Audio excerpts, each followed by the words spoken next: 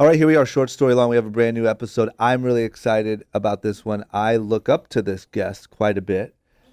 He is one of the, I would say, one of the handful of guests that really is a legitimate CEO, founder of a major company, has raised money, has went through the whole thing, right? Like I have a lot of friends that have founded companies and started companies and stuff like that, but like you've been through every different piece of it, including taking a company public, doing it all, and you're just a normal, cool guy. So that being said, Jeff Kearl, founder and CEO of Stance. Welcome. Thank you very much. How'd I do on that intro? I feel more pressure now than before. It was heavy. No pressure. The key is no pressure. And that's what I like about you, man, is you really, like when I met you at the factory briefly years ago, you don't have like this aggressive CEO, founder, I've taken a company public energy, right? You're a normal dude. And I think that that's really cool for someone like me who comes from skateboarding, but has the goal of one day being that level of sort of business achievements.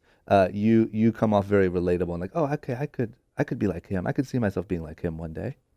Look, I try and, I want to be like that. That's the person I want to be. It's funny sometimes in the company, people will say, you're not getting the straight story. Everyone's positioning the information to you. Yeah. Because of your title. Yeah. And I'd say, geez, that's too bad. I wish it would just be real all the time. Yeah. Yeah. But how do you have any strategy to try to not let that happen? Yeah, I do. Actually, I have like moles. So I have people in the company that predate the company by a long stretch, and we've been friends for 20 years or worked in 3 or 4 companies together. Yeah. And they always give me the straight dope. So I always kind of hear what's really happening. Yeah. Even if I'm not hearing it directly from the person. Yeah, because I mean, even in my company, which is 40 people, I have that problem a lot, whether it's down to 2 people who maybe really don't like each other and that's messing up their workflow, and I would never know that, down to somebody just not getting work done or not properly performing. But people won't, because another thing for me is people don't want to be the snitch, right? So people won't come to me and say, hey, so-and-so just isn't doing what they're told. They'll just kind of let it be this uncomfortable thing. And then all of a sudden 2 people just don't like each other. And I know that none of this is going on. So when I'm looking at like performance, things just aren't kind of adding up, but I don't even know where to chip away at it, and that's with 40 people. I can't imagine on that scale. Yeah. I mean, work's a social place. Yeah. And so all the same dynamics that happen in any social environment happen in the workplace. And when it goes south, it hurts your ability to get the work done for sure. Do you guys do any like team building, like do you do trust falls or like a Navy SEAL camp or any weird stuff like that? Not quite like that, but we do a few events. Yeah. So we do this event called the Stance Olympics, which our employees just love. And it's crazy stuff like swimming relays. That's cool. We bring the local goalies from the high school soccer teams, and we do penalty kick shootouts. Yeah. And everyone's wearing costumes, like Oompa Loompas running around. Yeah. And then there's like a talent show at the end. Yeah. And people get up and sing and dance, and it's crazy, some of the video footage from it, and employees love that. And then the best event we do, we actually sponsor a surfing contest down in La Jolla, and it's the adaptive surfing contest. So it's sponsored by the ISA, which is the governing body of all surfing, but we bring handicapped surfers from all over the world, and our employees are out in the water with them, with the jerseys on, pushing them into waves. Oh, that's cool. Some of the dudes actually, and women both, rip, but they'll have like one leg or one arm, and the stuff they can do on a surfboard is amazing. But we go down and work that event. We close the office. Yep. And so we bring 200 plus employees down, and everything from cooking them breakfast to helping them in the water to whatever needs to be done, we do. That's so cool. And the memories that get built by that, I think, are super impactful to the company. Yeah, it's so important. You don't do any like surfing Fridays or anything like that, right? Early Fridays for surfing in the summer? We're pretty relaxed as it is. So we have as a general rule, we don't have office hours. Really? We don't even have You're vacation. One of those We're places. One of those. Oh, man. It's like we trust you. Yeah. And every once in a while, someone takes advantage of it. But the vast majority of the people probably work harder than they otherwise would if we tried to put hours and days in there. Yeah. So Fridays, you'll see around 2 or 3 o'clock, most people clear out. But I think this is it kind of goes back to what you believe in management theory. Yeah. So you either believe in managing results or leading for results, or you believe in micromanaging. Mm-hmm. And so if you're really clear about the result and you have full heartfelt buy-in, then do you really care when they come and go? Yeah. Do you really care how many vacation days they take? Yeah. No. I agree, man. Because It's you just know they're so going to hard give to everything do. they have and it'll be great. Yeah. Or you believe they can't be trusted and you got to watch the parking lot Yeah. and make sure at 8:02 they're all there. And that just feels like a miserable way to live. It does, man. It's so hard. That's another, once again, I'll take it down to my 40-person thing. Like, I wish that I could be like confident and feel safe in that sort of environment. But anytime it gets a little loose, I just start to feel like, it's gonna get out from under me, and I'm not gonna notice the lack of productivity until it's too late. You know, maybe that's maybe I need to put in some better systems and stuff for tracking performance, right? Or hitting goals or whatever. But it's just one of those things. Like, I feel like it's almost like parenting, right? Like, you want to be the parent that's like, my kid just kind of does what he wants. He's a good kid. He knows. And because of that freedom, we have an honesty, right? But it's the crazy strict parents whose kids end up drug addicts. Yeah, it could be. I think for us, we believe in strong accountability, and leadership tries to be the accountability partner. But we actually, when we say strong accountability, we mean at the personal level. Yeah. And I have this belief that there are certain types of people that care about everything they do. They view it as like their signature. I'm putting my name on this work product. Yeah. So it's gonna meet a certain Yep. threshold of quality. And so when you hire those kind of people, and we try and vet for that, I actually think they do best in an environment where results and objectives are clear, but everything else is up to them. Yeah. And they can go about any way they want getting those results. And so it's high accountability, but it's actually self-accountability. Mm-hmm. It's hiring people that hold themselves accountable versus people that are not self-starting and need a lot of structure and a lot of rules. And there are both kinds of people. We just try and target the self-starter, high accountability folks in our company because we know the way we operate, those are the folks that will do well. How do you vet that? Well, we have a 2-part interview process, and we're not perfect at it. We don't always get it right. Yeah. If you think about hiring, it's sort of a ridiculous thing. Yeah. The average hire interviews for about 3 hours for a job. Yep. Usually 1 or 2 or 3 people. Yeah. And then they work at this place on average for 2 to 5 years. Mm-hmm. So this is like going on a dinner date and having a girlfriend for 5 years. Yep. Like, how are you going to know? Yeah. You can't. I hate it. So what we do is we have a typical normal interview process at the beginning. So someone's probably pulling out your resume and they're asking about skills and experience, where you worked, where you went to school, all very predictable. But after that, we have a second stage. And one of the 5 first employees of the company, the original 5, we have to do the second interview. And we never look at the resume because I don't want to be biased on where they went to school. I don't care if it's a community college or Harvard. I don't want to know. Because once I see where it is, I might start thinking that they're better or worse than they really are. And by better or worse, I mean in our environment. I'm not trying to judge them, but I'm trying to understand their potential for our company success. And if I see that they've worked at some impressive place, maybe I'm biased that they would be a fit for us, whether or not they would be. And I find when I don't have the resume, it forces me to rely on my intuition and my heart. And my questions aren't about where you worked. My questions are about, tell me stories. Like starting with kindergarten. Tell me the highlight memories of your life. And then I hear, I played soccer. I won the state championship. In my head, I'm like, you keep score. You're competitive. Right? I'm filing these things. And like after having done this hundreds of times, the pattern recognition as the interviewer is really high. So I see exactly what kind of personality type I'm getting. And then, the second part of the question is really, okay, imagine your perfect job. You're at the pinnacle of your career. You've reached the top. What is that? That's a big one for me. Because I want to understand, is this someone that's going to work at Stance for 1 year, 3 years, 5 years, or 20 years? And if they're like, look, I want to be the world's best artist. I want to be an artist. Then I'm like, you could work here for a long time. If they're like, I'm going to be a CEO in a year, then I'm like, okay, pit stop. I don't know how long you're going to fit with us. Yeah. So I want to understand their ambition level relative to their career. Yeah. And I feel like those are the kind of conversations that answer the question, what is it going to feel like to work with this person? Yeah. Yeah. And that's the question I'm trying to answer. Yeah. It's less about skills and experience and more about attitude and feel. And so for us, we try and do both, right?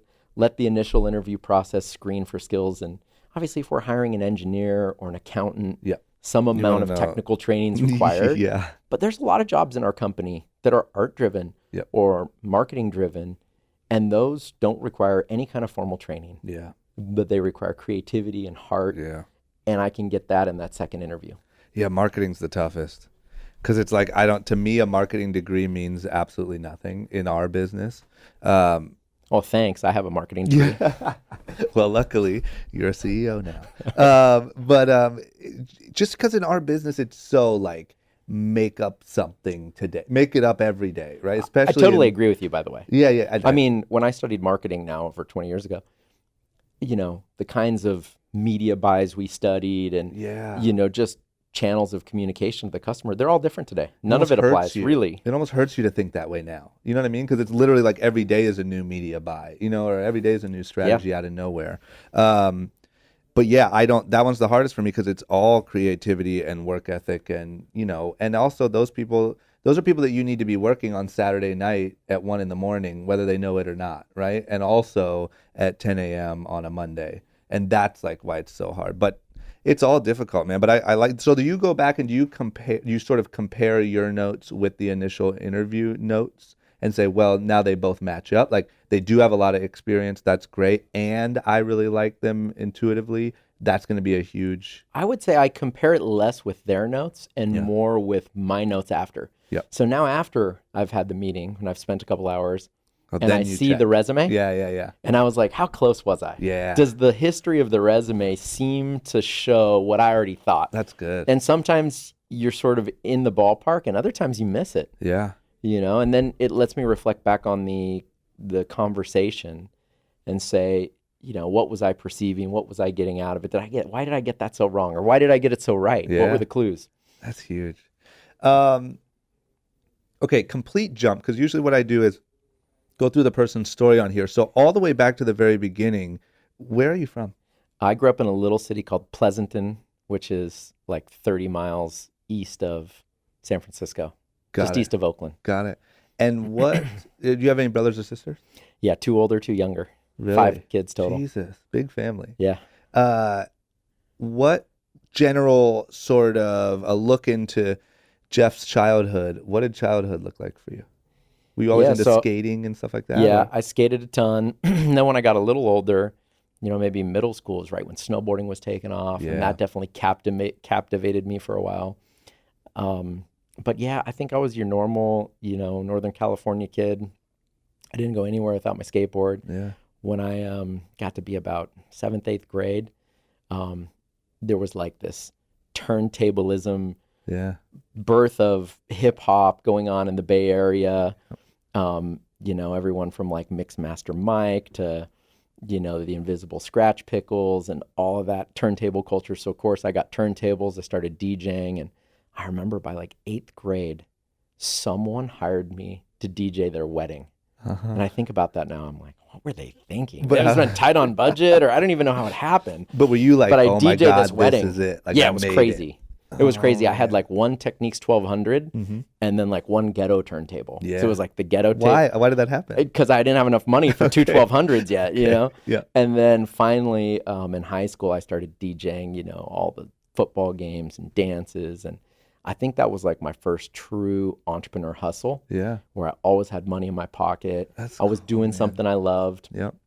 And so these things that you hear now, like follow your passion, follow your heart, that'll produce. I think I was living that, but in a very natural way. Yeah, because that was going to be my question is like, what is your opinion on the sort of follow your dream, follow your passion? Like you think that like as a young, how old were you when that was going on? 15? I would say, yeah, like actually it probably started when I was like 12, 13. Yeah. By 14, 15, I was getting like real gigs. Yeah. So is that what you would say to like young people, is just sort of like get out there and see where it takes you and see how you can turn it into money, or see how you like what's your kind of stance, no pun intended, on that? Yeah. So I think every millennial thinks that way because Yeah. Steve Jobs said it. That Stanford commencement address Yeah, that was has been huge. replayed a million times, Yeah. and this generation thinks that way. Yeah. And I think there's a certain amount of truth in it. Yeah, you do need to figure out what you're passionate about. But the reality is that you might not be able to make a living doing that thing right out the gate. Yeah. And so then it really becomes, is there a pathway to it? Or let's just say, look, I love old cars, Yeah. but is the best way to make money to open up an old car dealership? Yeah. Probably not. That's a tough business. Mm-hmm. And so sometimes the thing you love, the hobby, doesn't make a great company. Yeah. And so maybe you should find something else that is more in the intersection of, yes, you like it, but you can also make a living doing it. I dead on agree. I think like the debate for me is always kind of the difference between, I hate the follow your dreams.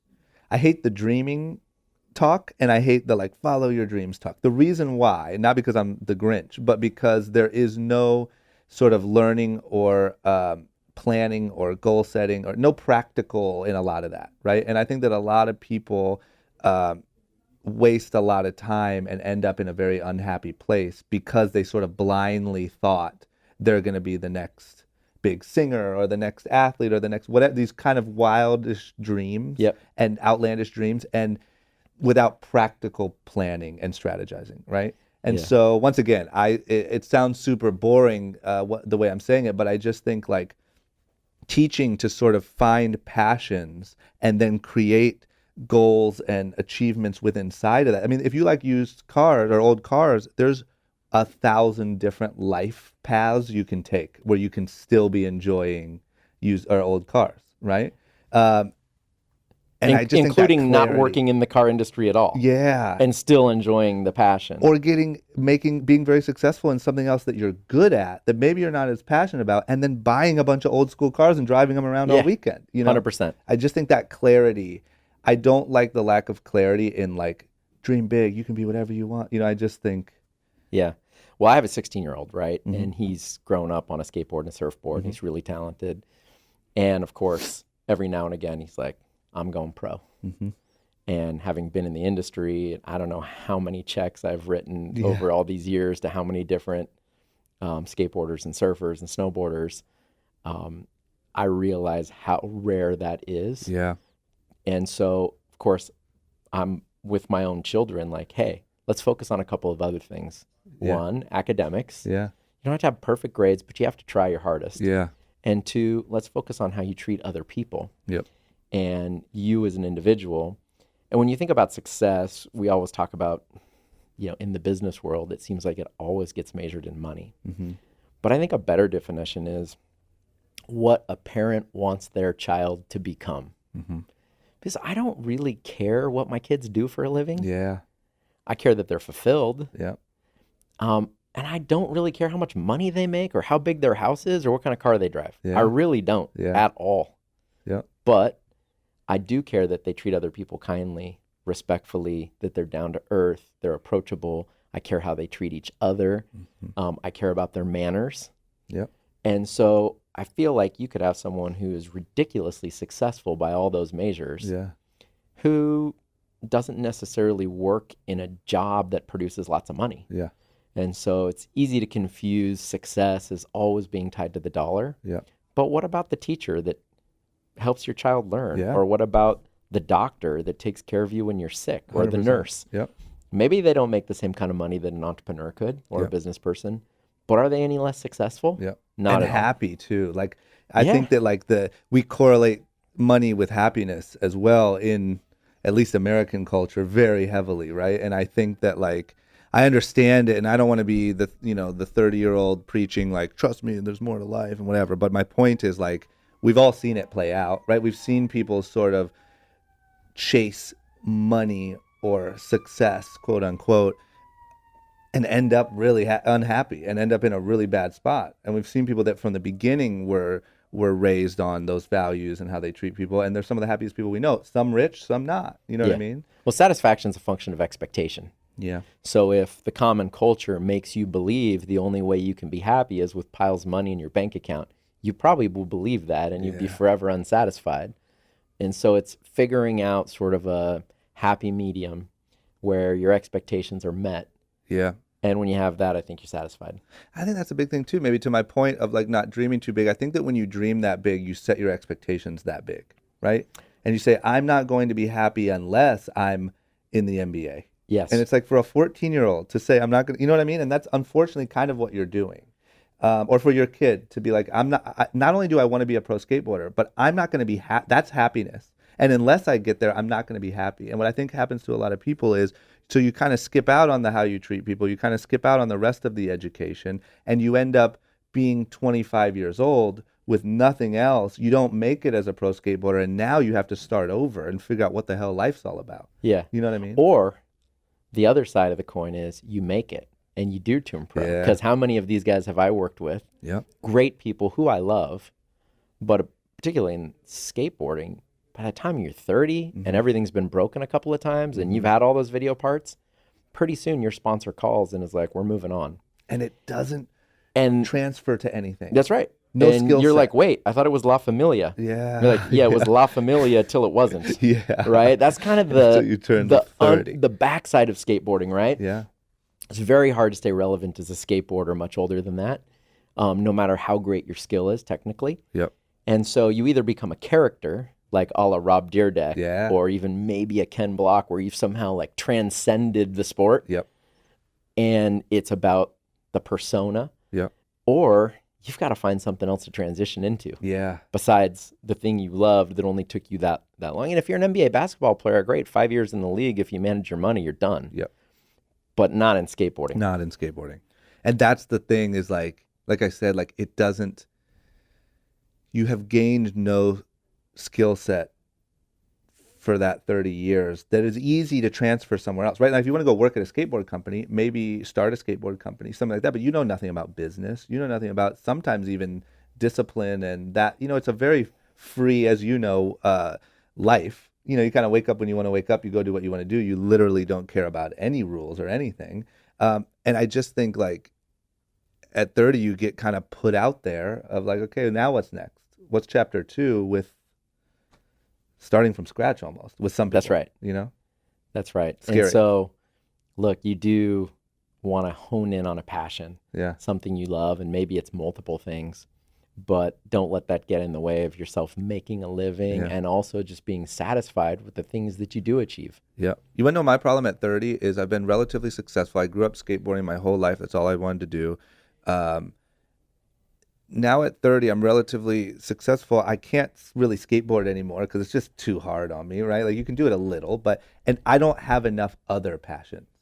You know what I mean? And that's like another gap that I didn't, because when you're a skater, that skater mentality is also like everything else is stupid. You know what I mean? You just have that like, I'm a skater and Hater. I'm not a a fisherman. I'm not a basketball. I don't do anything.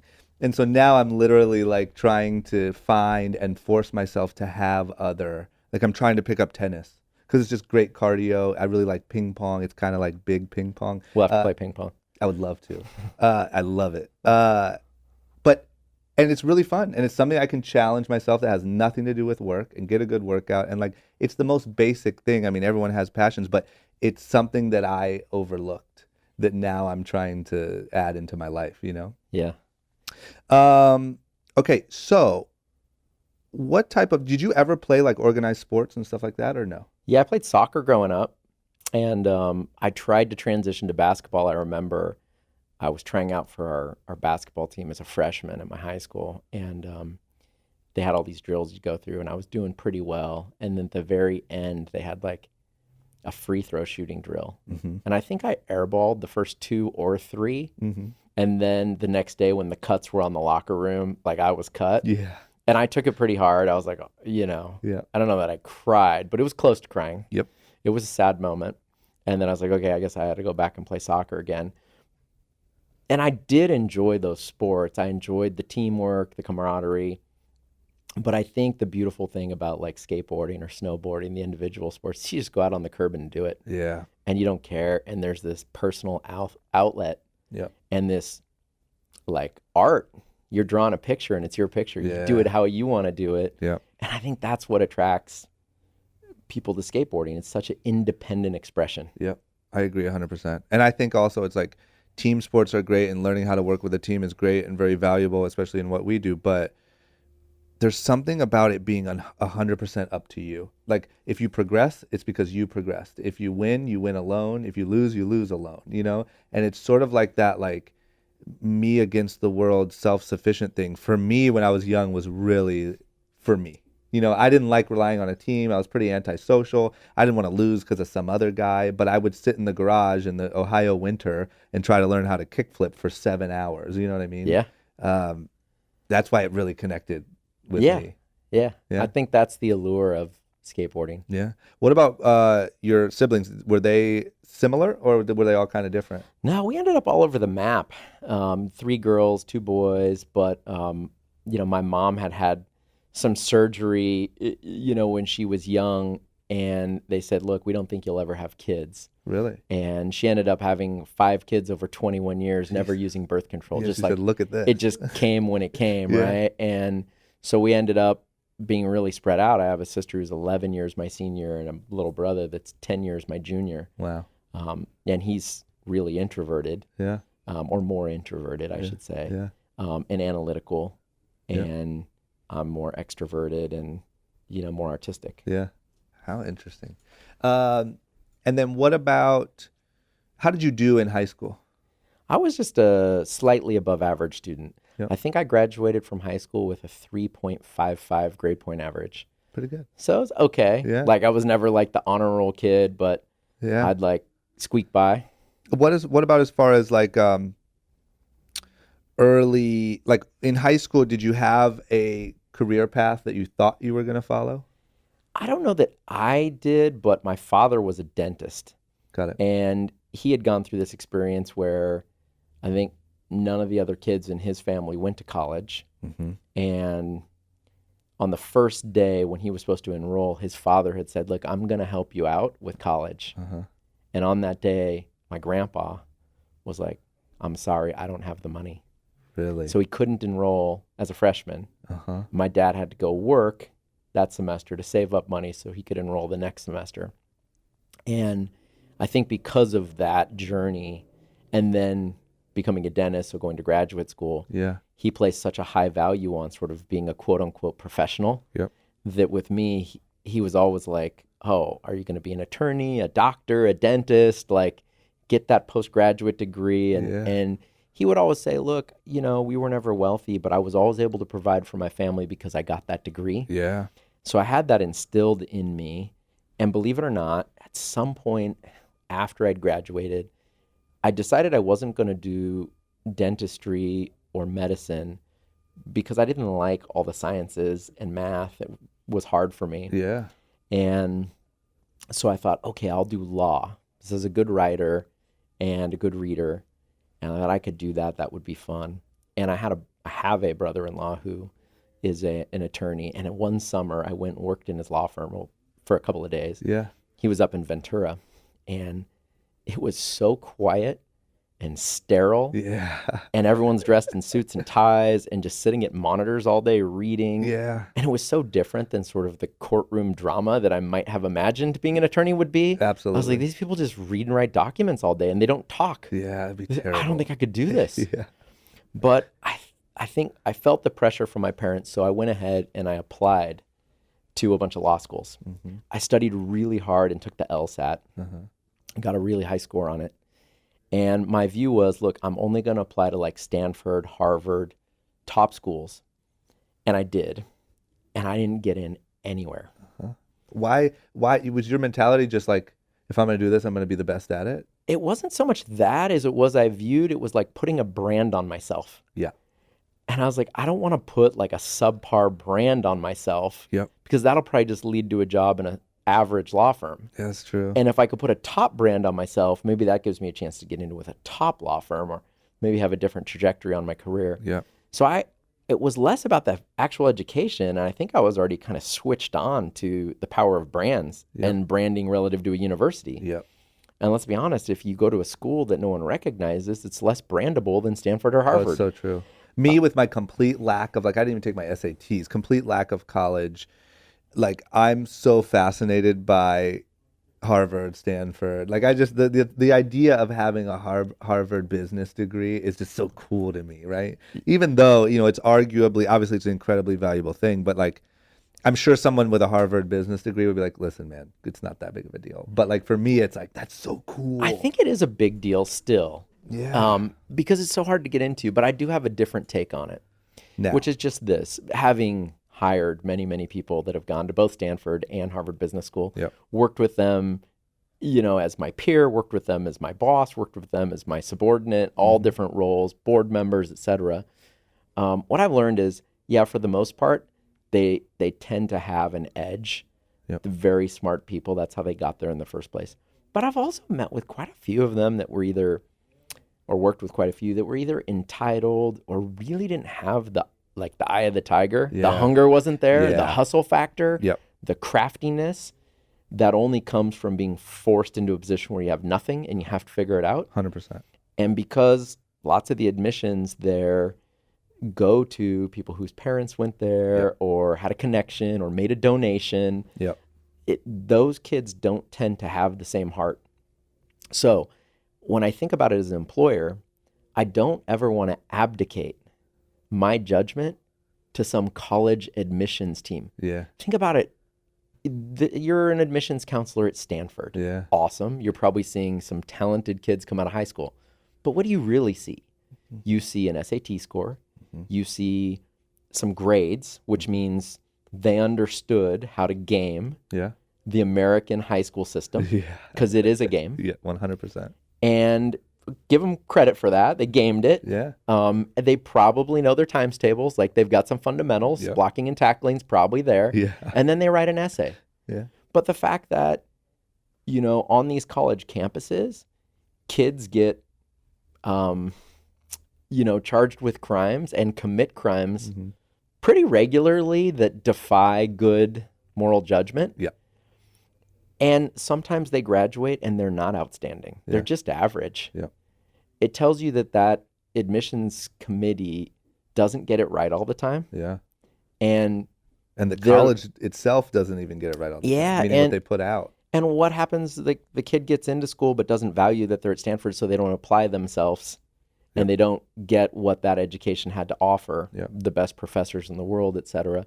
So I feel like even if you went to Stanford, I still want to spend time with you before I'd hire you. 100%. Because I don't believe that their admissions process gets it right all the time. Because I've just worked with too many people that did go to Harvard Business School that are just average. It's true. It's the epitome of your hiring process, right? It's like, it's almost, you want to get to know the person first, and then the fact that they went to Harvard or Stanford could be either a positive or negative effect on how you felt about them already, right? That's right.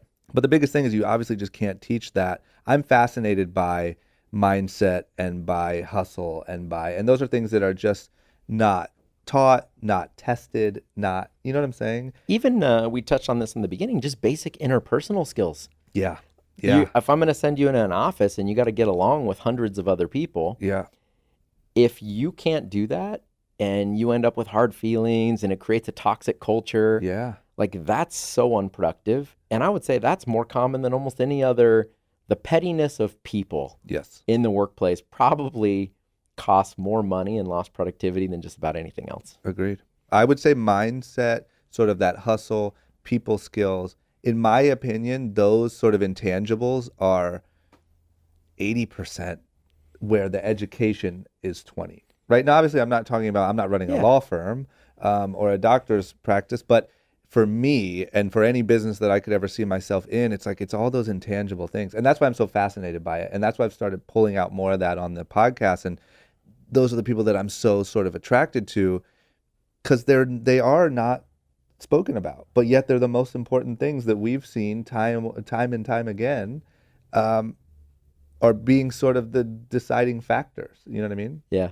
There are quite a few people in our company that when we're talking about their performance, when I'm critiquing them, I find myself saying they're so positive. They give so much to our culture. They're such a great example of a human being. Yeah. I don't even talk about their work product. Yep. Like that's almost secondary Yeah. because it's this classic idea of like, it's the one guy on the team. He's on the football team, and maybe he's not the highest. It doesn't hit the hardest. Maybe he doesn't have the most number of tackles, but all his teammates are like, "Oh, I always play better with him on the team. Like he makes everyone better. This is the person who uplifts everyone." Yeah.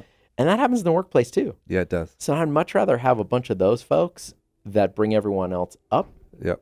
than people that are not positive, can't get along with other people. Yeah. Like with all those the are big degrees in the deals. world.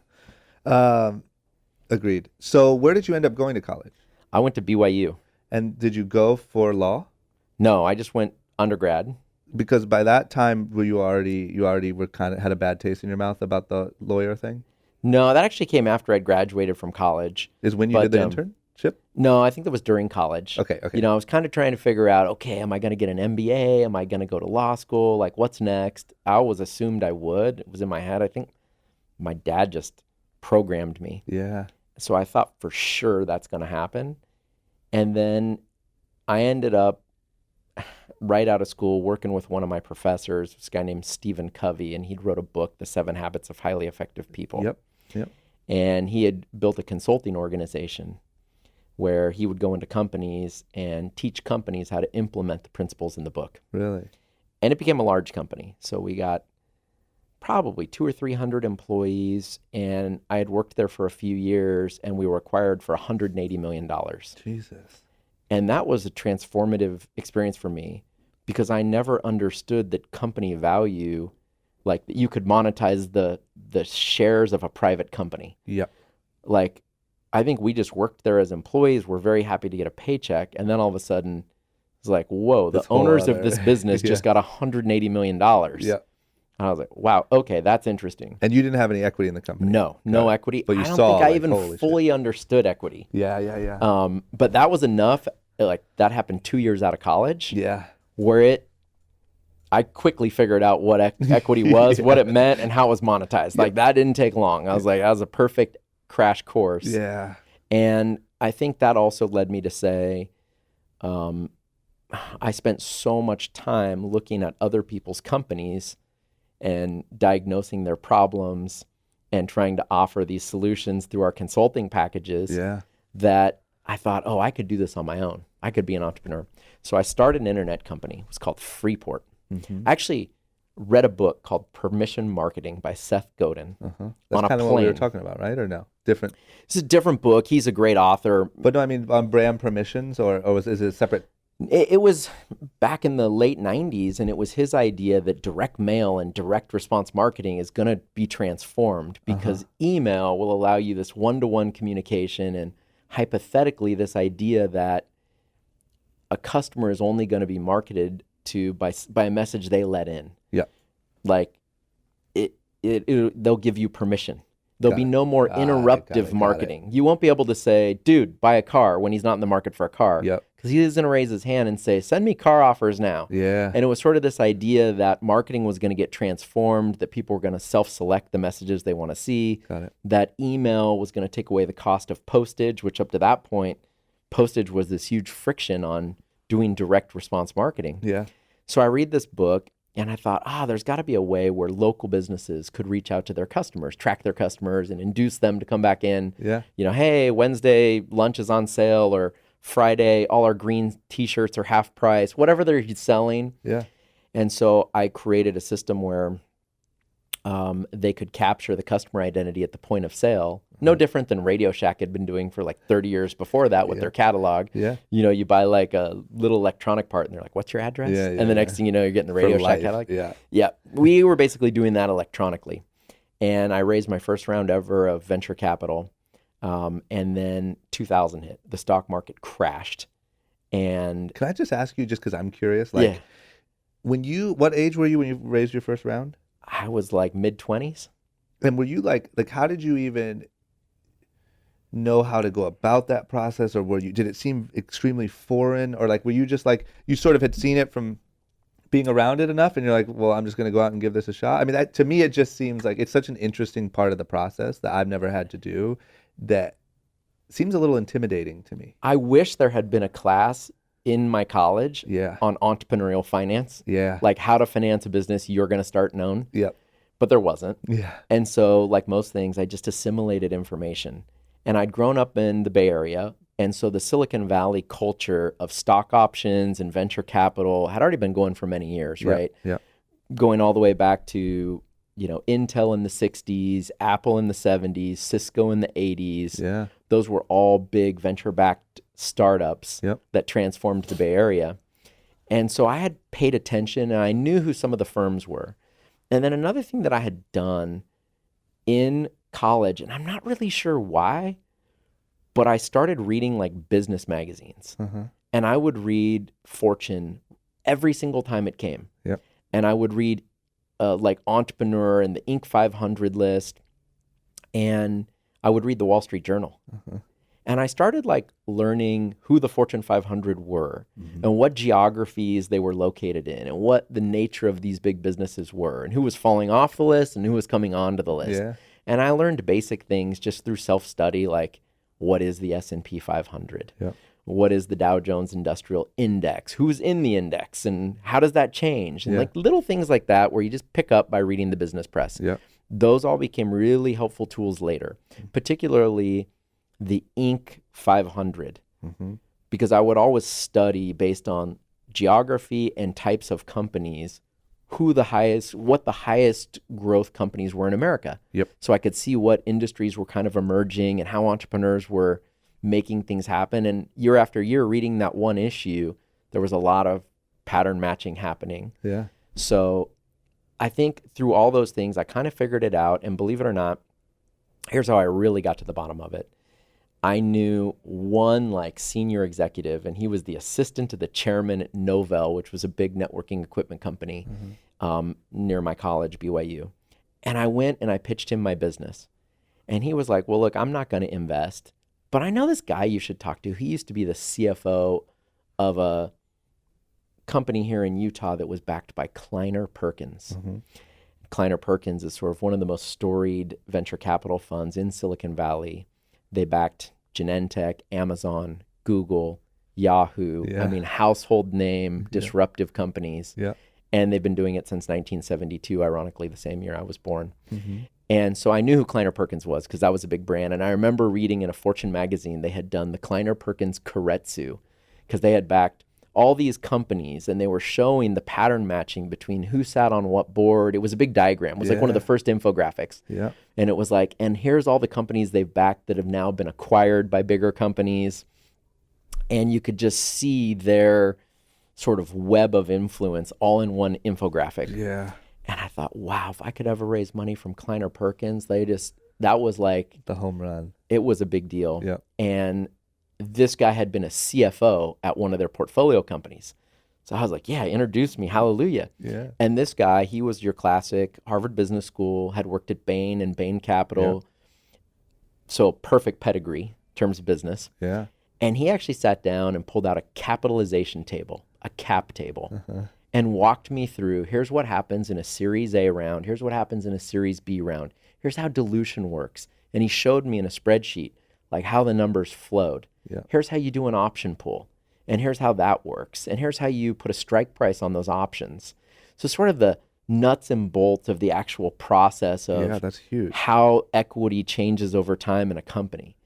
And that was probably one of the greatest lessons anyone had ever given me up to that point. Yeah. It was like big light bulb going on. Okay, this is how you actually formally put equity together. So we go out to Kleiner Perkins and we meet with this guy, Will Hurst. It's one of the partners.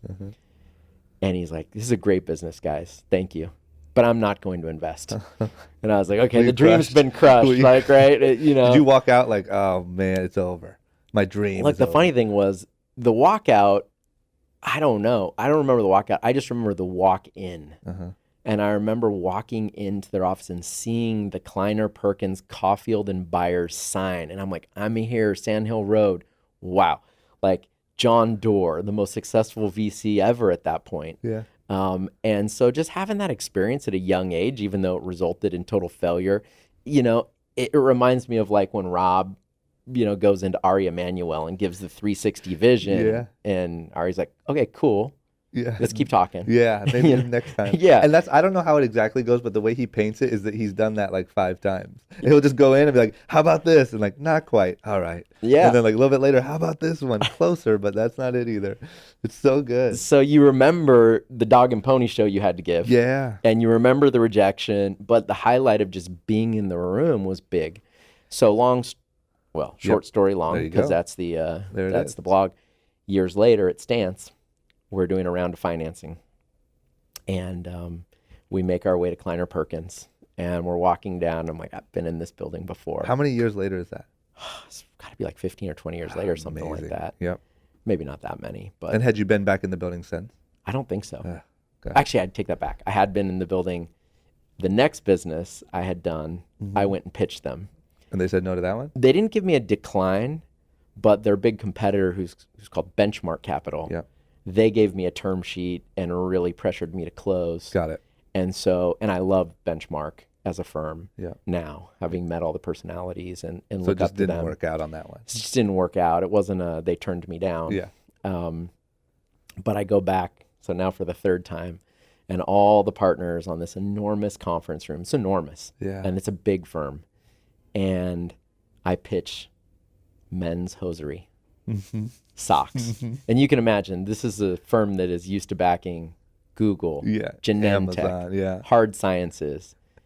And what was amazing is they actually got it. They got the contrarian thinking. They understood why we believed in the market, and they backed us. And so it was like all these years later after that rejection. Yeah, that's so What I cool. didn't say, by the way, is my first company ended in failure. Really? Big, hard flop. I had to lay off 120 people because we ran out of money. No one would fund us. And Okay, so you raised how much did you raise? Did you only do About one round? I did one round. And how much I total? think we raised about $3.5 million, which back then was a lot. Yeah. And then I somehow convinced Silicon Valley Bank to give us like another $1.5 million in debt. Yeah.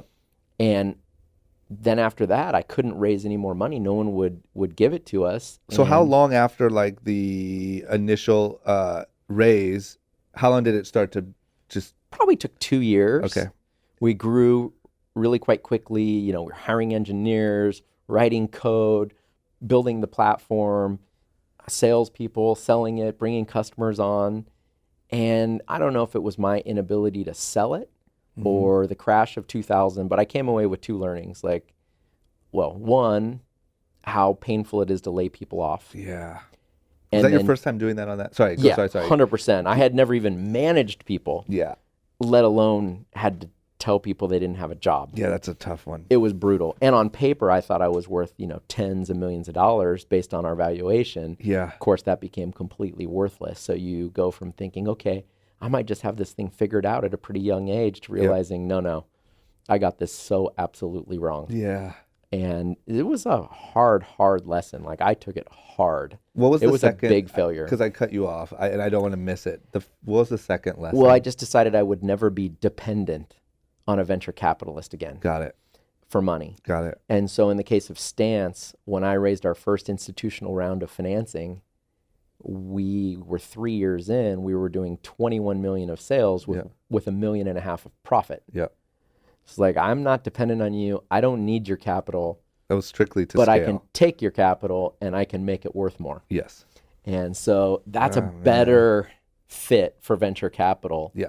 than It just seems like a burn, more burn, peaceful burn. way to live your life. Huh. I can't 100%. imagine being like against the gun on that stuff.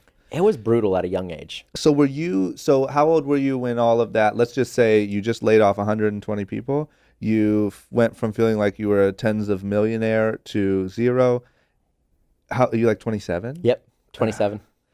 And like, give me your honest, like, were you sitting in your bedroom staring at the wall like I'm worthless and everything sucks? Or like, how did you take it?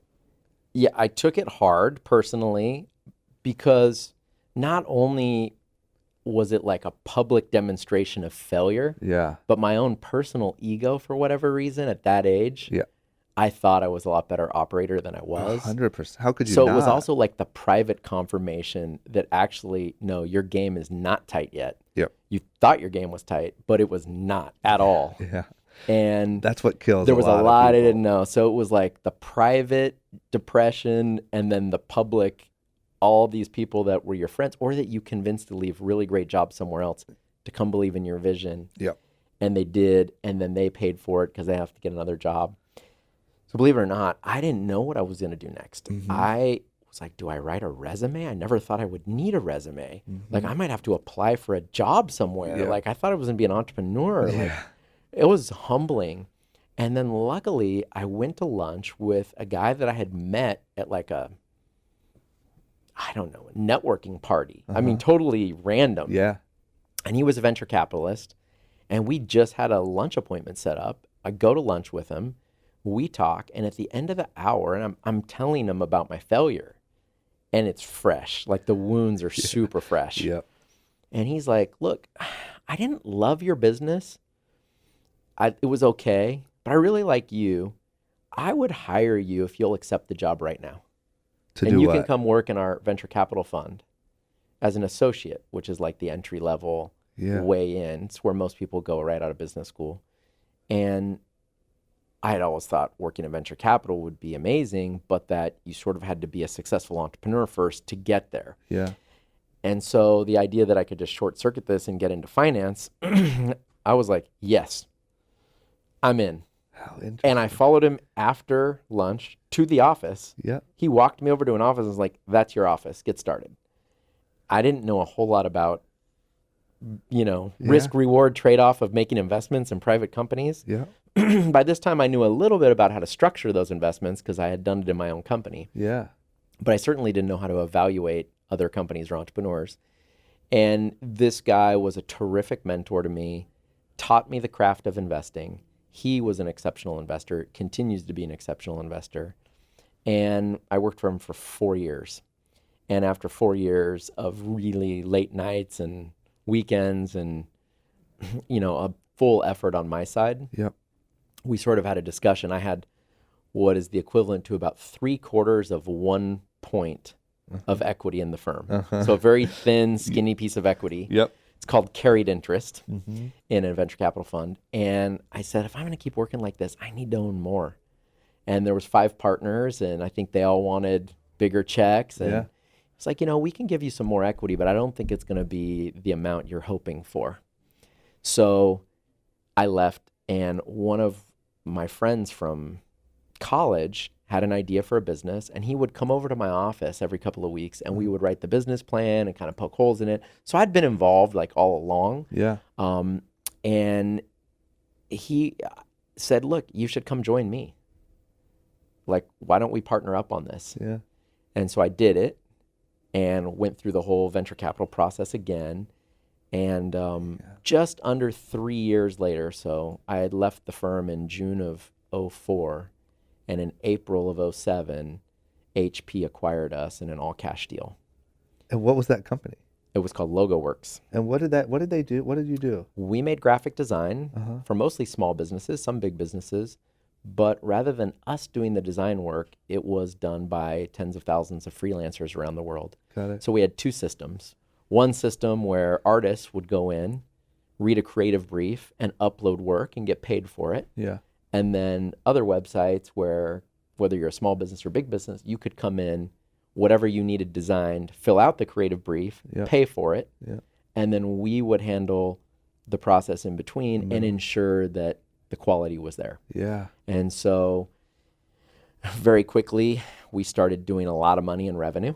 Yeah. And as a result of that, we were spilling a lot of ink, meaning our customers, whether they were having a business card designed or an annual report, would then need to get it printed. So we were sending massive numbers of print jobs to HP's Indigo digital printers all over the world. And HP's print division, their whole idea is, how do we spill more ink? Yeah. HP ink is actually very expensive. Yeah. In terms of an ounce of HP ink, it's more expensive than human blood. It's probably similar to gold or silver, some fine precious metal, more than oil. It's very expensive, right? Nuts. Yeah. And so anything they can do to cause more ink to spill is good for that business because it's such a high margin business. So they bought us, and that was kind of the first time in my career I had validation, escape velocity. I had done it on my own, and it was super satisfying. And one other story I'll share with your listeners. Yeah. So we're starting this business up and we need money like everyone else. We raise a $350,000 round, angel round, and 150,000 of it came from my partner's old boss that he'd worked with. He'd worked at a software company, so people he'd worked with who loved him, they were investing in him, and his dad put in 100,000. Oh man. So I went to my dad, he's a dentist, and I'm like, hey, my partner Morgan, his dad's putting in 100,000. Would you match? Yeah. Would you do 100,000? He's like, no. I was like, what? You don't believe in me? It's kind of what I felt. Yeah, of course. He was like, no, we looked at all 5 kids and our budget, and we said we'd help you all with college. But beyond that, we really don't have the resources to be investing in companies or buying homes or these other things that kids might want us to do. And we want everyone to be treated equally. So there's never hard feelings around money between the siblings. Yeah. So no, I won't invest in you because I would be nervous your siblings might think you got some kind of preferential treatment from the parents. Yeah. Okay, fair enough. Don't invest in me. For 3 years, I kind of carried around the idea that like my dad doesn't believe in me a little bit, somewhere deep in the back of my head. Of course. And then when it sold, I was like, I did that on my own. Yeah. Like my dad didn't give me anything. Yeah. He didn't even invest. Yeah. And the satisfaction I got It's of so having true. to do it on my own made all the difference. It's so true. And then, of course, a few years pass and you realize, no, my dad totally loved me. He's just being a rational parent. Yeah. He believed in me. He's Yeah. just trying to be fair with his kids. Yeah, but it's crazy in those moments, like how your brain translates things, and it can destroy you too. You know what I mean? Like it could also. There are some people who carry that with them to the point of where it makes them question themselves and they become unsuccessful. And it's sort of this root problem of at the core of you, you don't think your dad believes in you, and therefore you're not enough, and therefore, you know what I mean? Yeah. But I always tell that story with Young and Reckless. One of my biggest nightmares and also things that I am absolutely most thankful for is, of course, when I had the idea for Young and Reckless, I went straight to Rob and I said, here's the brand, here's what it is. You do the rest, right? Like, you know the guys, do we go to DC or where do we go? You know, and he was like, look, man, he was too busy. You know, I'm busy. And it was right when we were launching Fantasy Factory. And he's like, if you want to do it, go do it. And I was crushed because I was like, man, you helped Big Black. I've watched you help all these people. Why me? Why don't you believe in me? The way I took it was, I'm the one of the group that you don't think has a chance of succeeding. Yeah. But it was some of that sort of drive that made me, I mean, I had no choice, right? It's either just be a reality TV star or go try to figure something out. And I ended up finding great partners and learned so much from them. And I just got that satisfaction of you did something yourself and you built it yourself. And to be honest, if Rob was 50% owner of Young and Reckless right now, I would probably feel like under this weird umbrella still. You know, I'd feel could you like, have done it without him? yeah, and can I do anything without Yeah. him? And you know what I mean? And so I'm so thankful for that. But at the time, I was devastated, you Yeah. know? And now I actually understand it better. I don't know if I understand it all the way, but as I mentioned, I have a 16-year-old Yeah. and a 14-year-old, and they're getting older, and I start to think in my head, like, okay, what am I willing to do for them? Yeah. And it's this idea that I want to kind of give them an advantage if I can, but I also realize I can't take away the struggle. Yeah. Because if they're not hungry, they'll never hustle. It's back to that, man. It's how do you do that? Yeah. How do you draw the line as a successful parent, like drawing the line between supporting and providing for your kids and making your kids soft? I don't know how really you do hard it. to do. Yeah. It's really hard to do, especially if you have resources, because you probably already ruined them a little bit. Yeah. Because they grew up with every new Xbox game and they live in Southern California and 100%. suburbia, and they're like, oh, geez. They're already ahead of the curve. Right. You're already like Yeah. in a different bubble. And so it is a really tough thing to get right. How do you instill the hunt and the hunger and still kind of give them, a tailwind if you can? Yeah, I think that it's literally when I'm like 80 years old, I'll write a book that says, listen, I've spent 50 years studying the hunger, and here's what I think it is. Because there's people that come from terrible circumstances and no money and no privilege that are some of the laziest people in the world. You know what I'm saying? And there's people who come from the richest, most privileged families. They're some of the hungriest people in the world. So it's not directly tied. That's right.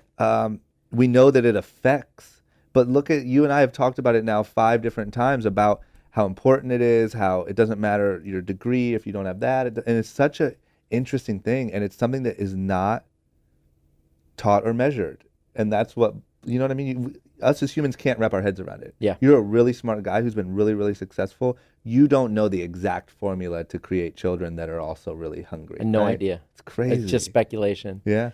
And I think one of the reasons some of my best friends, actually all my best friends, are entrepreneurs. Mm-hmm. And I think the reason for that is that we all understood what it took. Yeah. When I worked at this investment firm, my job was to write what's called an investment memo. Mm-hmm.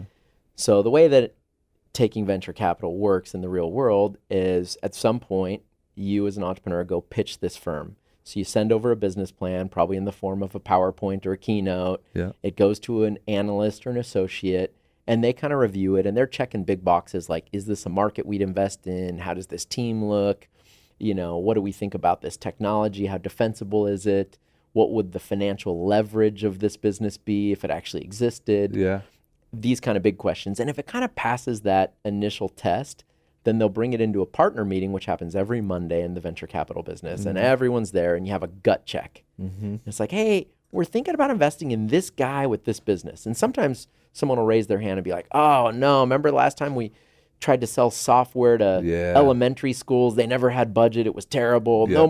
No more deals that sell to, elementary schools. Yeah. Or someone might raise their hand and say, actually, I know that guy's partner and he's not honest. Yeah. Let's steer away from that. So there's some negative reference that's already known in the firm.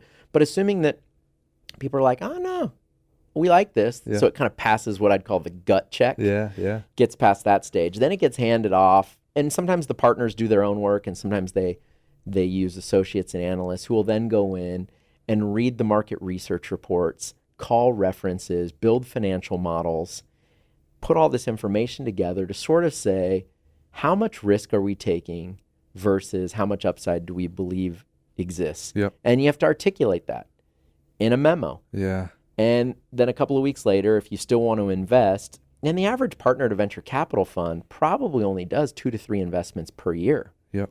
So they don't come and advocate to make an investment that often. Yeah. So if they bring it to the partnership, they got to bring this investment memo. And it's enough information about the company that everyone can be smart. They have a fiduciary duty to their investors to be switched on. And when they vote, we're investing in this, they should at least know what it is they're investing in. Yeah. So my job was to do all those reference calls, build the financial models, study the market, package that up in this 20 to 30 page note that would get circulated to the whole partnership so that everyone kind of had a clue what we were going to invest in. And the way that would usually work is Sunday at about 8 o'clock, I'd start piecing it all together. And I'd finish at about 6 a.m. in the morning. Jesus. I'd already made the reference calls and I'd already built the models, but why would you do that to yourself? Writing it and rewriting it and just like, I wanted to be perfect. By the time I bound it and distributed it to all the partners, I wanted that work product to be perfect. Yeah. And I would end up doing this. I probably did 24 of these over 4 years, maybe more. Mm-hmm. And countless more that I did the work, but we didn't invest. Mm-hmm. And I would always think back then, they're not paying me enough to do this. Because I would just pull these all-nighters all the time. Yeah. Like crazy sacrifice. Yeah. Or take conference calls on a Friday night or Saturday afternoon or whatever.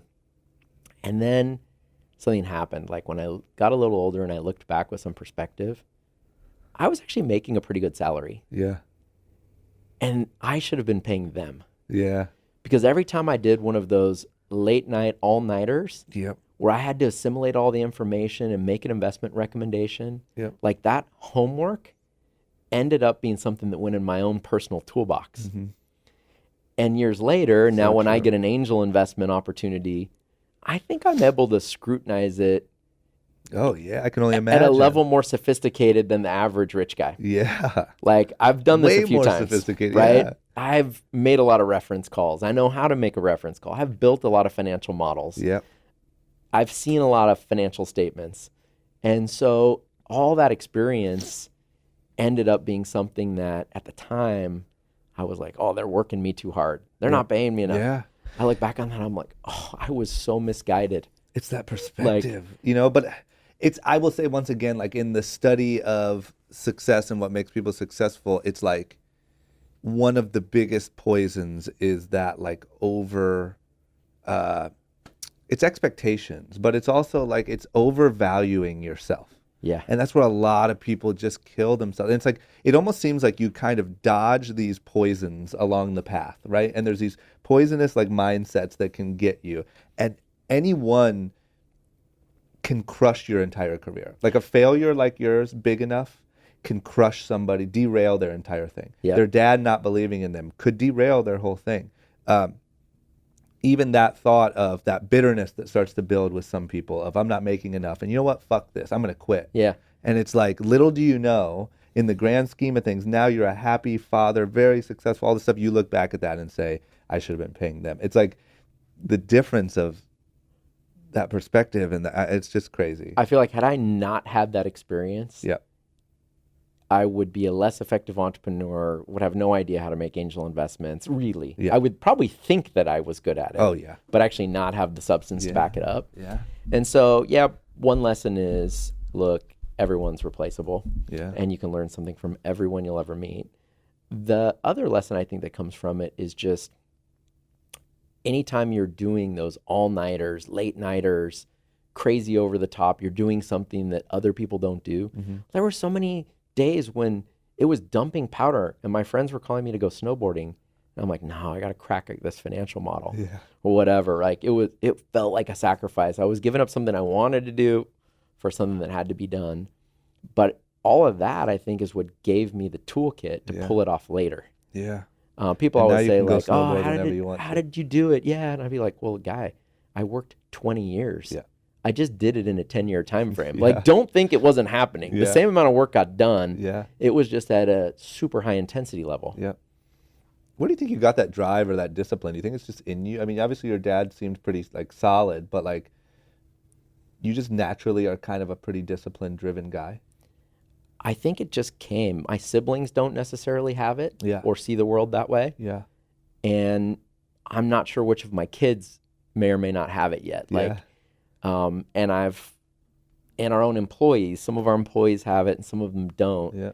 So I don't really know where it comes from, but I do know that if I'm going to do it, like I'm not satisfied personally. It's almost like a borderline OCD thing. Yeah. Yeah. Where like I can't leave the basketball court till I've hit 10 straight free throws. Yeah. Like unless it's right, like I can't leave it. Yep. And so maybe in some situations that hurts me, Yeah. but in other ones it I think is a help. What do you think is like your driving, like what drives you? Is it to achieve new things or to conquer new things or to like what, you know what I mean? Like where does it? It's a great question, like mission. Yeah, because you also just seem, the reason why I like it so much is because you don't seem to be a very ego-driven guy. It's not like, oh, look at me. You know what I'm saying? So I'm just curious, for such a successful but normal outwardly facing guy, what does drive you? Yeah, so after we had sold LogoWorks to HP, I took a couple of years off. And I was investing, and I was on the board of Skull Candy, and I was involved in other projects, but I didn't have my own thing. I was pretty much waking up and taking my kids to school and running errands, and I really missed going into the office. Yeah. So my insight at that stage of my life and my career was, geez, I don't really care whether I'm doing software or whether I'm doing consumer products. Like, that doesn't really matter to me so much. What I missed was going into the office every day with a small group of smart, good-natured, ambitious people that are trying to build something and being a part of that. Yeah. I was like, okay, so I don't care what the product is. What I love is that kind of startup process with a team. Yeah. And the great part about being an entrepreneur is you get to choose who you work with. Mm-hmm. So of course you're going to like them. Yeah. So that's one of the big benefits. And not only like them, but if you surround yourself with really great people, you're learning from them and being inspired by them. Yeah. And I've done that a little bit better each time I've had to build a team. Mm-hmm. So the Stance team is 100% like every person there I look up to. Yeah. I don't even think of them as like a subordinate. I think Yeah. of them as like my partners. Yeah. Like I learn from them. I want to be like them. Yeah. So I guess fast forward a little bit. Once I realized I don't care what the business is. Mm-hmm. I really don't. I do care about the money-making aspect. Like if I could choose an easy business versus a hard one, I'd rather choose the advantaged business. Yep. But I didn't really care what the nature of the product was or the nature of the service. So that led to this hunt for, well, I want to do a brand. Brands are fun. And I think one great way to get going with a brand is to pick a killer category. Mm-hmm. And I had looked at Lululemon and Under Armour, and geez, Under Armour had compression first layer. Kevin Plank was on the University of Maryland football team. Mm-hmm. And he wanted something under his pads, and it was like an authentically driven, created product. Yep. And compression first layer ended up being more than $100 million business. Yep. And then they started adding all the other categories. And I think similarly with Lulu, it was like the yoga pant was such a sensation Yep. for women that then they were able to build a whole brand and other categories on top of it. And I'd of course seen companies like Nixon, Mm-hmm. where I'd always looked up to them, and they had taken something like a watch and then really personalized it for people like me Mm-hmm. that loved, that surf, skate, snow Yep. angle. And of course I had learned it firsthand at Skullcandy, where when we started, Bose, Sony, and Sennheiser were all black and silver. They were all positioned around sound quality. Yep. And Skullcandy was the first company to say, look, we're going to position around a lifestyle. Yeah. It's not about the sound. Who cares about the bass and the treble? Yes, that matters, but we're not going to talk about it. Yeah. We're going to build product, and whether we're building that product with like Snoop Dogg or Kevin Durant, we're building product for those lifestyles. Yeah. And how heavy were you involved in Skullcandy? so I was one of the angel investors, Got it. and pretty early on I joined the board, and not long after that became the chairman. Yeah. So, you were I was active. never like the guy operating it. That was Rick Alden. He was the entrepreneur and the CEO. Yeah.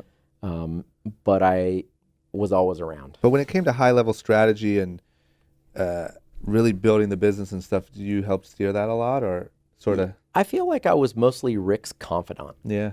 So hopefully I was the guy that he called when he said, hey, we could go down this road or that road. What do you think? And we deliberate it together. And I think we had a great partnership. He's a really terrific product guy. Yeah. Really gets product. And at the time when he was starting was less sophisticated around business practice and financings and these kinds of things. Yep. And I was probably the opposite. My product sensibilities were totally unrefined because I hadn't spent a lot of time around packaging and product and consumer experience, and he had. Yeah. So having worked at a venture fund, I understood, let's call it more sophisticated finance and business practices that he didn't. And so we were able to kind of give that to each other, and it was a great partnership. How cool. Man, and do you feel like that had a lot to do with steering you into Stance? Meaning like Yes. just the product and the type of product, and they're like, oh, okay, opening your eyes to what I like about it is you grew up skating and in that culture, and you sort of took this really almost standard business path first, and then you kind of brought that knowledge back to what your original passions were. You know what I mean? Yeah. That seems really cool. A lot of that was meeting Rick.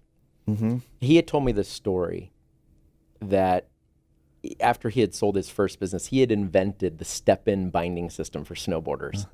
And he'd sold it to Ride, I think, or one of the snowboard companies. And so for the first time, he needed a job. And he's like, I'm going to go get a job. And so instead of like getting online and applying for whatever job title he thought would be a fit for him, he actually went and bought like Thrasher, Transworld, Fly Fishing Magazine. And he bought magazines for the things that he loved. Then he looked at the companies advertising in the magazines, went to their websites and started applying. So he applies for a job at Orvis Fly Fishing Company in upstate New York. Yeah. And he has this idea to redesign fly reels because he likes to fly fish. And he's like, there's a better way. And he's a product guy. So he ends up moving his family out to the East Coast, gets a job there, and ends up patenting 2 new fly reels while he's working as a product guy for Orvis. And the nature of that story was so opposite than how I would have gone looking for a job. Yeah. he was just chasing his passions. Yeah. It wasn't about starting something. It was about getting a job, but it was about getting a job at a company doing something you love. Yeah. And he did that. So then I started to feel like, oh, that seems like such a better path. I want to do something fun. Yeah. And then my experience up to that point, having been in tech, was going to all these geeked out tech conferences. Yeah. And the first time I go to like an action sports thing, it's like the SEMA, Surf Industry Manufacturers Association annual conference down in Cabo. Yeah. And people are walking into the conference at the Sheraton. Everything looks the same, right? There's a big hotel ballroom, food and drinks. Yeah. Except people are walking in with their shirts off because they just got out of the water and they've been surfing. Yep. And they're working at Quicksilver, Billabong, Hurley, Vans, Oakley. And I'm like, wow, this seems way more fun than the tech stuff. Yeah. Like, this is something I could get excited about. And it harkened to my childhood, you know, having watched those brands evolve over the years. And so those were the things that drove me to say, okay, my next one's going to be a brand, not a tech company. Yeah. I might invest in tech companies. Yeah. And I do, but I'd rather operate something fun. And I think brands are fun. Yeah. Ah, that's so cool. It just makes so much more sense now hearing your story and the way that I perceive you and what you do. Like I said, you're the perfect combination of that lifestyle and brand passion and skate surf and all that stuff. And being even being sort of attracted to the world of surfers and those trade shows and saying, I like this, but having the formal education and knowing what you're actually doing and knowing how to stay up all night and write your VC Investment memo. investment memos and like knowing the process and knowing like it's the perfect combination. I just feel like most people either choose the more formal path and are way out of this industry, or the people that start businesses in this industry are just skaters that then have to try to figure out how to become operators and try to figure out how to do all that stuff. Yeah. And a lot of times that's why they peak pretty low and fail, right? But you're the combination of both of those worlds. It's perfect. It's fortuitous. Yeah, you that's know, why finally, it is what it is. it didn't really happen till I was like older. Yeah, but it's You know, cool. but once I realized there was an opportunity to go work around that passion. So then it became, I guess, to finish the story, it became a search for, well, what's a category that's totally homogenized? Yeah. And so I literally looked at like sunblock, and I looked at luggage. I looked at jewelry. I was like, oh yeah, you got Tiffany's up here with fantastic branded jewelry and Claire's with your costume jewelry in the mall. Most Americans are buying their jewelry at like a mall end cap on sale from a pushy salesperson on credit. And the jewelry they just bought has no value because it's unbranded. So it can never be resold again. Yeah. And it's like, could you build an aspirational jewelry brand? And if you did, what would it look like? What would the gross margins be? Where would you make it? Yeah. Who would the customer profile be? Where would you sell it? Online, in a store? And I'd go through and sort of answer all those questions for each product category that I was thinking about. Yeah. And how did I get ideas for product categories? Well, that's super easy. I just walk up and down the aisles at Target and then Nordstrom. And I just stop in front of each set of wall space and say, okay, what are they selling? How's it positioned? Where's this stuff made? Are these companies making any money? Yeah. Like I'd stop in front of school supplies. I'm like, wow, this is a terrible section. Yeah. It's all the same, a sea of sameness. And I was like, okay, it would be so easy to come in and build an aspirational school supply brand for kids. Yeah. Because everything here sucks. Yeah.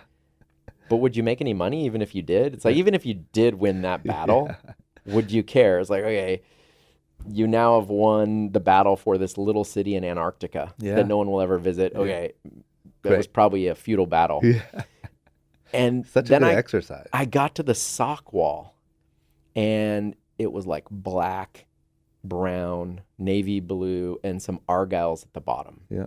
And Rick had actually had the original idea. He was like, it seems like the last, square inch of the human body that's gone unbranded by brands. Yeah. And he was really bullish on it. And it seemed like every time we looked at a different category, it didn't stack up as well as socks did. Mm-hmm. And so that led to a trip to China. We started going through some sock factories, figuring out how socks were made.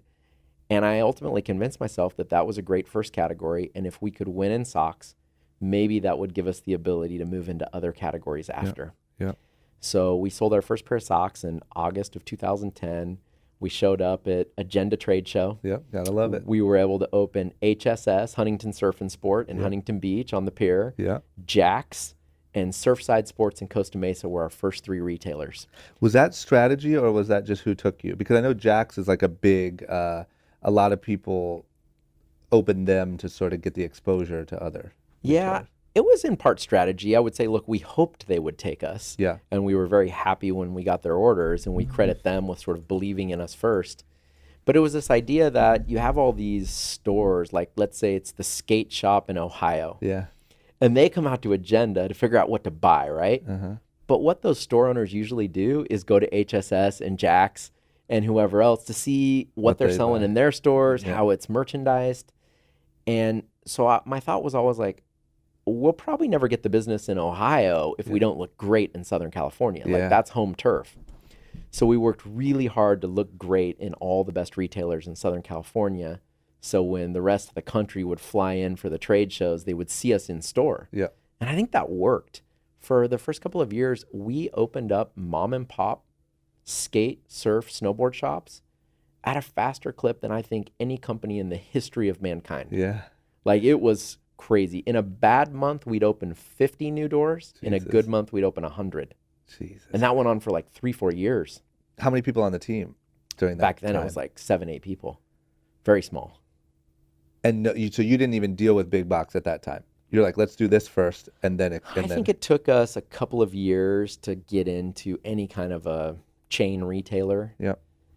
And probably 3 or 4 years till we were talking to like Nordstrom or Zumiez or someone like that.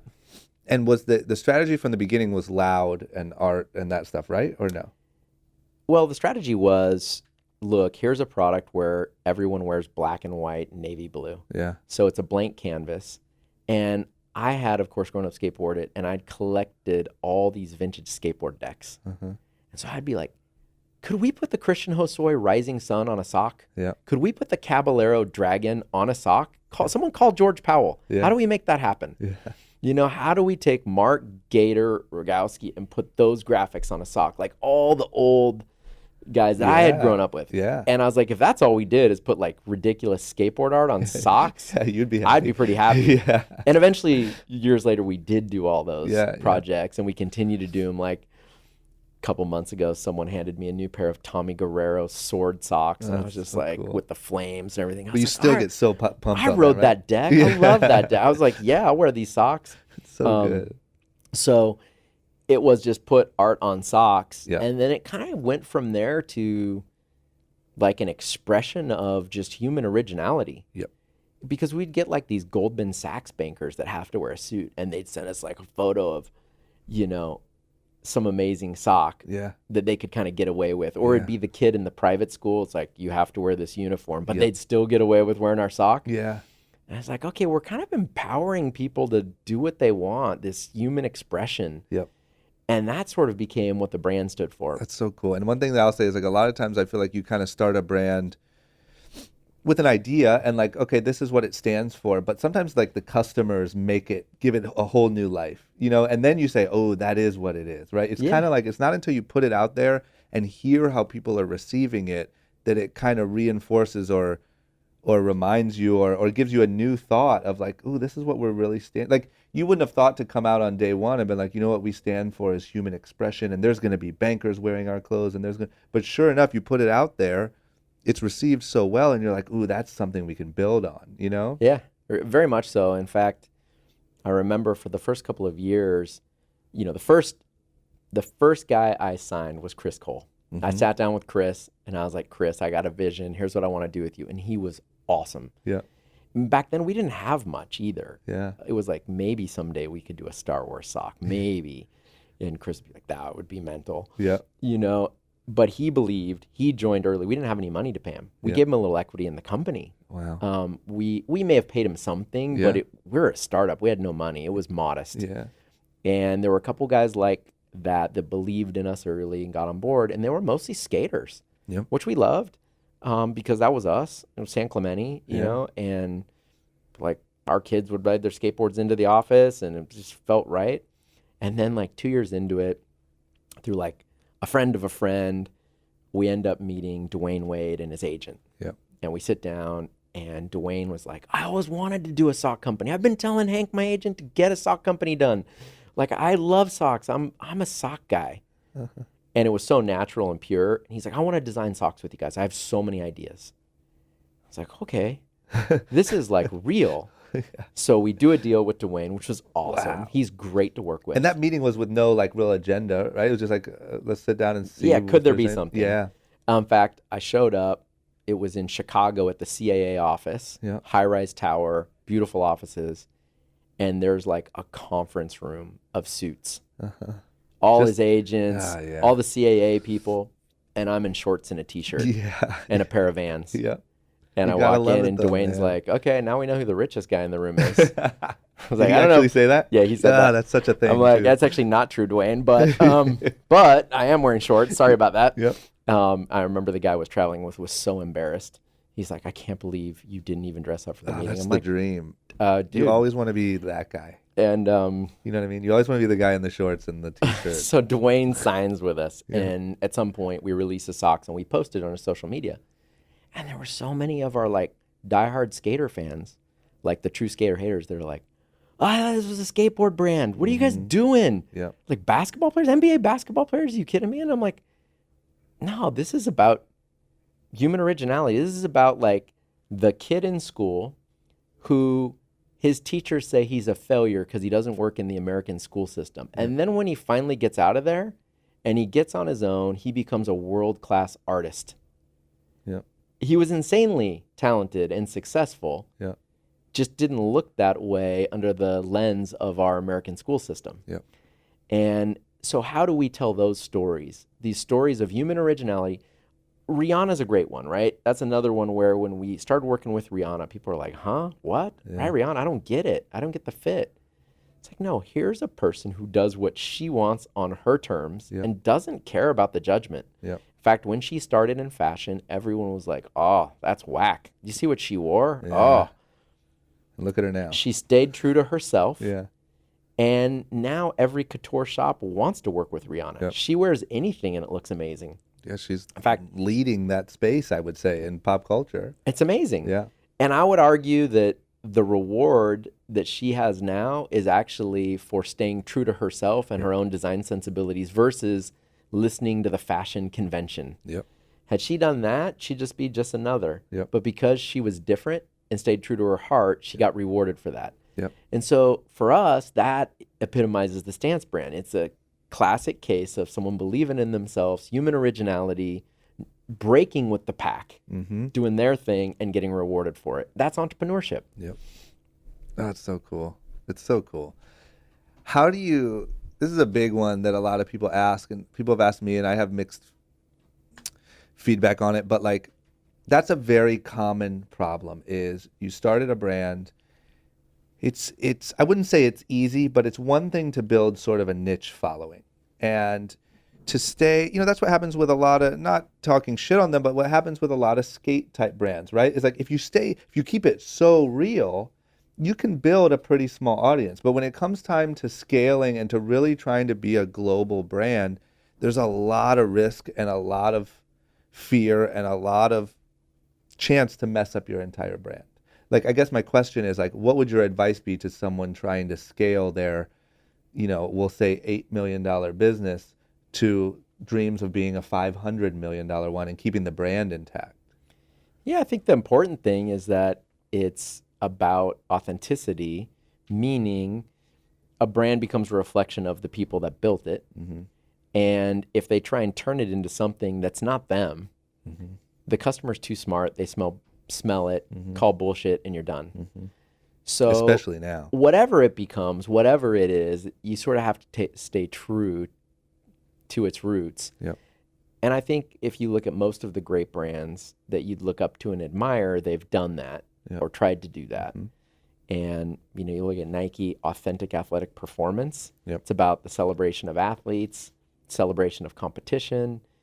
And they've really stayed true to that. Mhm. Like even in their sock business, they pretty much just do team colorways. Like for Let me- them to, yeah. to come and try and be us Yeah. wouldn't be true, wouldn't Yeah. be right. And their customers would be like, what are you doing? Yep. So they're going to stay true to who they are, which is making products for athletes, and we're going to stay true to what we do, which is celebrating human originality. Yep. Do you ever have moments where you sort of like go home at night and you're like, I don't know, like we might have just done that one that was off. That might be off brand for us. Like, do you ever panic or question that, or not really because you're so clear on what it is? No, we deliberate on a lot of things. Mm-hmm. I'll give you an example. I had an agent call me the other day, and she represents the #1 artist right now Mm-hmm. in country music. Mm-hmm. And she's like, he loves your socks, wears them on his shows. We want to do merch. We want to sell Stance socks with this artist at our concerts. Yeah. I was like, whoa, okay. So what we know is he loves us. He's about human originality. He's super expressive. But we're like, country music? None of us listen to country music. Like, is this too far a departure for us? Like, can we pull this off? Should we pull this off? Like, should we? And it becomes a big deliberation. And I don't know that there's a right answer exactly. I think in retrospect, it becomes clear, yes, you should have done it, or no, you shouldn't have. Yeah. But at the time, it's hard to figure it out. Yeah. You know, for us right now, it's a big stretch for our brand. Yeah. So you haven't decided yet? We haven't decided yet. It's a big deliberation. But, you know, part of me is like, you know, he's our customer. Yeah. He's our guy. Yeah. That's the argument. And if he loves us that much and has a vision for the design, I mean, I can tell you Dwayne Wade's first designs, I was like, bro, you're putting pink flamingos? This is going a little too Miami. This is like Miami Vice. This has gone, we've gone 80s. I don't know. And sure enough, every sock that I thought was out there was like a bestseller. Of course. So I'm like, you guys got to keep me out of the design and merchandising meetings because I'll just ruin everything. Yeah. Like, I clearly don't have a pulse on what the customer wants. Yeah. And I don't know that Dwayne did either, but he had perfect clarity on what he wanted. Yep. And for me to come in and sort of say, no, that's not the right design was probably wrong. I'm glad I didn't. Like, we released everything he designed. Yeah. And it worked, and it was sensational. Yeah, but had you let me meddle with it, I would have messed it up. Yep. It's good to know, I guess, that you, even for me personally, like that you guys still have that level of like, I don't know, but at a certain point you got to make a decision, and you're either going to go for it, and you got to just go for it wholeheartedly, or you say no, and it's a firm no, right? But it's like, because for me, one of the good and bad about Young and Reckless is it's such a clear brand, but the bad thing is that it's such a clear brand, meaning everything instantly gets tested against, is that Young and Reckless? Because it's the name of the brand. Yes. So, and it's something I've always battled with, even with me personally, because at first I was so publicly facing because of the show and all that stuff. And here's the big thing. My character on the show, the shows that we did, wasn't necessarily the most Young and Reckless character, right? So from the beginning, there was sort of this rightful criticism. Yeah, makes sense. And so building from that, I've really tried to pay close attention to making sure everything fits on brand. But a lot of times it'll just drive you nuts if you don't just make a decision and go for it. Yeah, I have a co-founder. His name's Aaron Hennings, and he's our chief creative officer. And he ends up sort of being the brand police. He has a pure view of Stance. He birthed the visual expression of Stance. Yep. So he knows what it should look and feel like. Yep. And there are times when I can tell you, like, he is struggling as the brand grows. Yeah. Right? Yeah, it's so, yeah. And it's tormenting him. You know, there are certainly times when he'll walk into one of our retail stores or see a catalog that he didn't touch. And I'm sure he's like, how did that photo get here? How did this happen? And he has to go back and sort of fight for the purity. And he does. Yep. And for the most part, he does a great job at it. But it's an ongoing tension. You got to have that guy.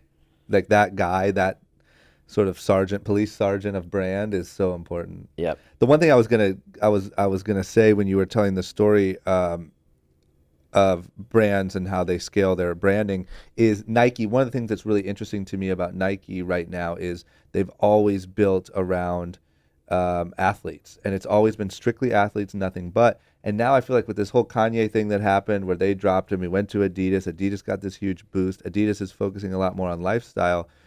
Now Nike's making this big lifestyle push, and they're doing shoes with Virgil, and they're doing a campaign with Travis Scott and Bella Hadid. And I'm just really curious to see how this plays out because they've spent decades building on elite athletes, and now they're having to stray from it a little bit. And it's like, I'm sure they have a plan, and I'm sure that it's solid about how they're going to explain how performers and entertainers fit into their branding, but it's an interesting deviation from such a solid brand. Yeah. I actually think their customers took them there, which is why it'll work. If you were to architect the most expansive brand possible, and imagine a 2x2 matrix, on one axis, you would have performance and lifestyle. Yep. And on the other one, you'd have men and women. Yep. And the most expansive brand would obviously be right in the middle. Yep. And then you go back and you plot the world of brands that you and I kind of work in, apparel and accessories and footwear, and you see very few are in the center. Take, for example, Lululemon. Yep. It's mostly a female brand.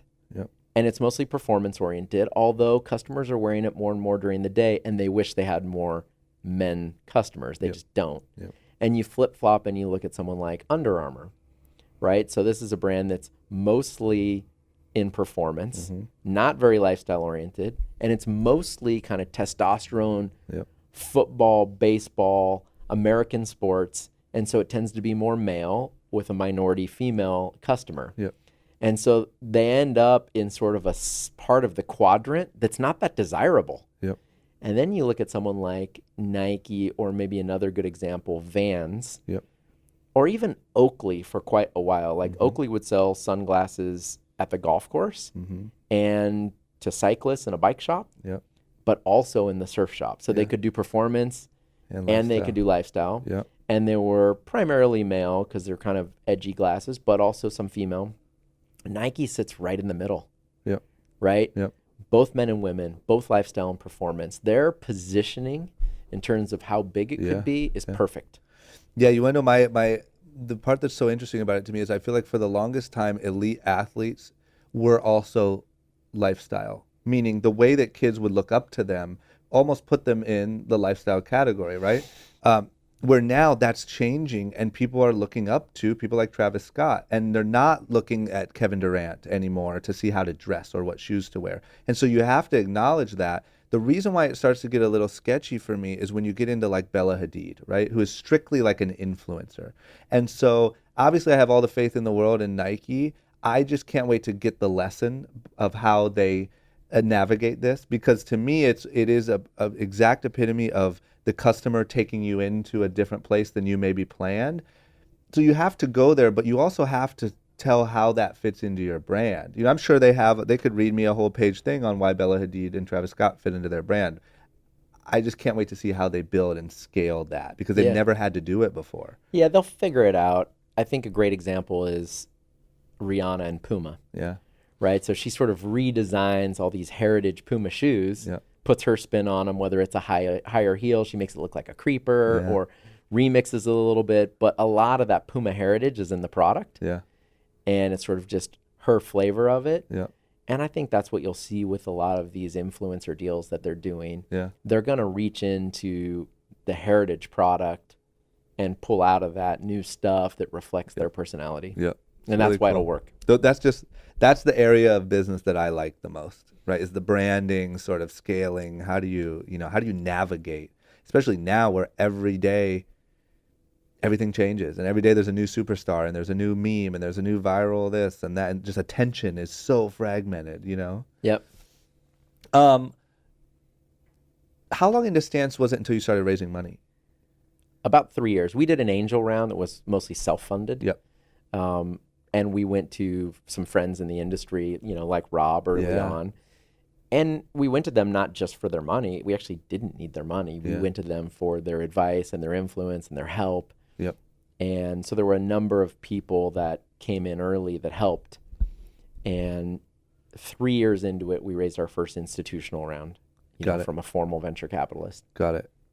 Yeah, because I noticed you guys did a lot of it seems like you picked your initial investors really well, meaning it is a lot of people like Rob and really known people and people that can help also push the brand and make it seem larger than life, Yes. It seems like you're killing multiple birds with one stone there. Yeah, we were really lucky. I had met him years earlier, but hadn't become close to him. I would say one of the greatest triggers for our success was Jay Brown. And he probably wouldn't even want me saying this because he's such a quiet, behind the scenes. Most people don't know who he is. Yep. But Jay, of course, used to be the EVP at Def Jam back when Jay was running it, and then became business partners with Jay and Tata, formed Rock Nation. He was the original guy to sign Rihanna, has managed Rihanna all these years, but also Shakira and Kevin Durant and many others that are now under the Rock Nation umbrella. And I would say early on, his guidance around this concept of influence, like, here's who you should consider taking money from. Here's who you should go tell your story to. Here are some of the artists and athletes you should think about, and here's why I think they're a fit. And even some of our brand direction early on came from Jay. And he's this quiet, humble, behind-the-scenes guy, and that's what I love about him. He could, if he wanted to be, turn himself into a crazy celebrity or politician. Yeah, you never like really see him. And he's just so behind the scenes. And I really consider his advice, a big reason for our success. Yeah, that's huge. When did you hit a point where you just exploded with as far as infrastructure and as far as even sales and all that stuff? Or was it, because I read in the thing that there was like a year where you like grew like 400% in staff.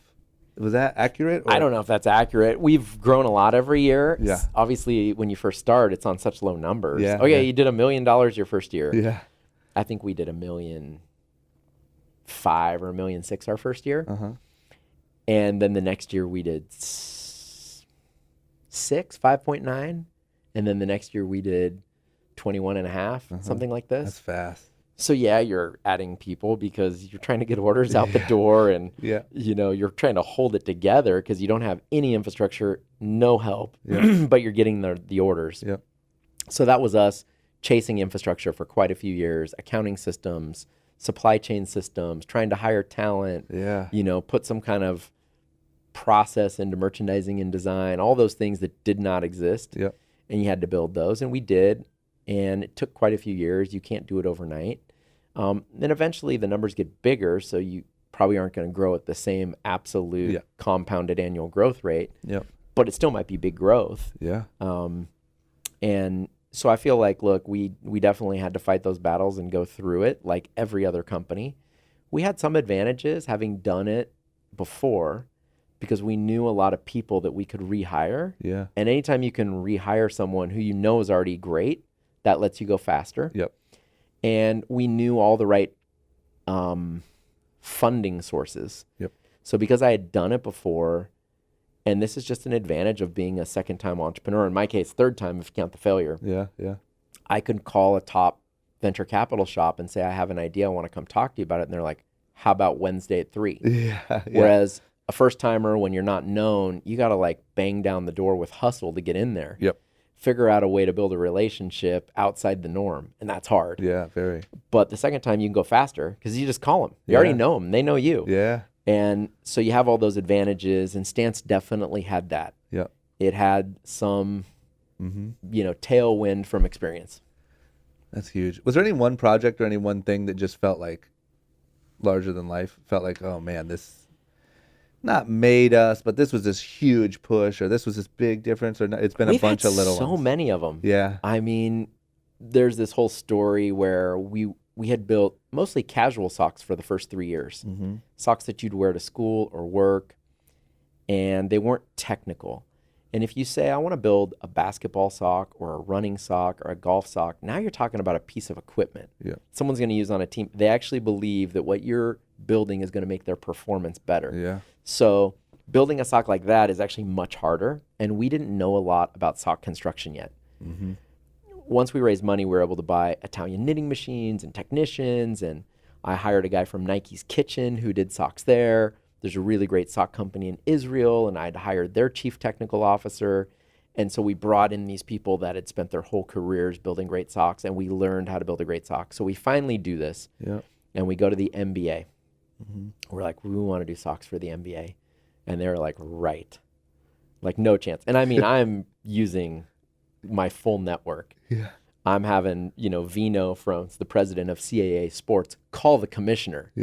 I'm having Bill Walton, I sit on the board of his charity, call the commissioner. Like, we're starting at the top, Yep. like referenced calls saying, you got to look at this.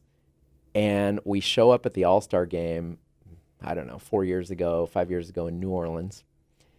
And we wrote a check for $1 million. And sometime during the weekend, we have meetings with the NBA licensing team. Yeah. And the guy that runs business development at Stance, Clark Miyasaki, amazing, talented guy, works with all of the leagues and all the athletes, like slides the check across the table. It's like, we want to do business with you. And they were just like, what, is this real? And he's like, yeah, you can cash it. And they were like, huh? And it was just like so unexpected. Yeah.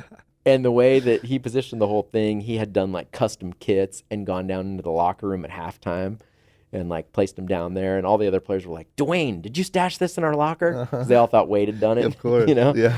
And then lo and behold, a couple weeks after that, LeBron Instagrams. And it's Stance socks with his new Nike that's just coming out. And it gets crazy. Jesus. And then they were like Cavs socks or Miami Heat or whatever, wherever he was at the time. no, they were just just a regular random Stance? style, wow, right? Wow, yeah. And I have a couple friends at Nike. One of my friends at Nike, he's really high up, calls me and is like, people are losing their minds over here that LeBron just tweeted Stance. Yeah. Or it was on Instagram, actually. Yeah. Like, this is going to be a big deal. This is going to get talked about a lot because he hashtagged us. He did? Yes. And we had He was an investor at the time or no? No, we had nothing to do with Oh him. my We'd never God. met him. We'd never met his agent. This was just random. That was So just you because asked of what, for- his friendship with Dwayne? I Like, don't that's even where he know. got I don't him? even know how he got him. Damn, It's like he as you go hashtagged along, it? these things happen, Yeah. right? Like you're Yeah. talking about, and so it's like, and then sure enough, the NBA's like, you know what? We've tested them. You make better socks, and we knew because we have a very sophisticated lab. We had better abrasion resistance, better loft, better wicking, moisture management, all these things that matter in a performance sock, and it was a very smartly designed piece of equipment. Yeah. So we were much better than the equipment they were using.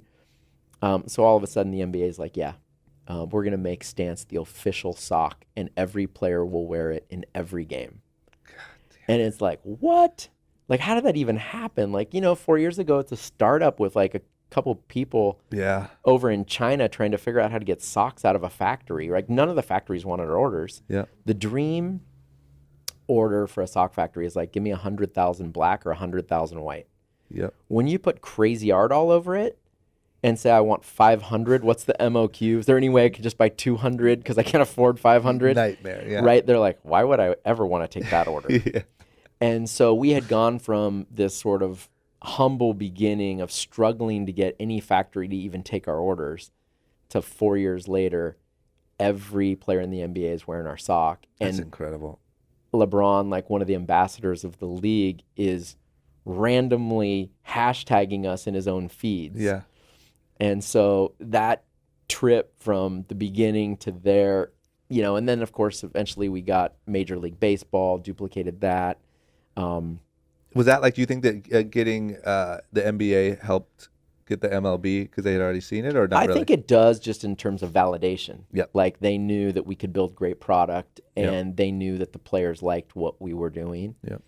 So it certainly helped, but we had to go through a separate process for Major League Baseball and now the NFL.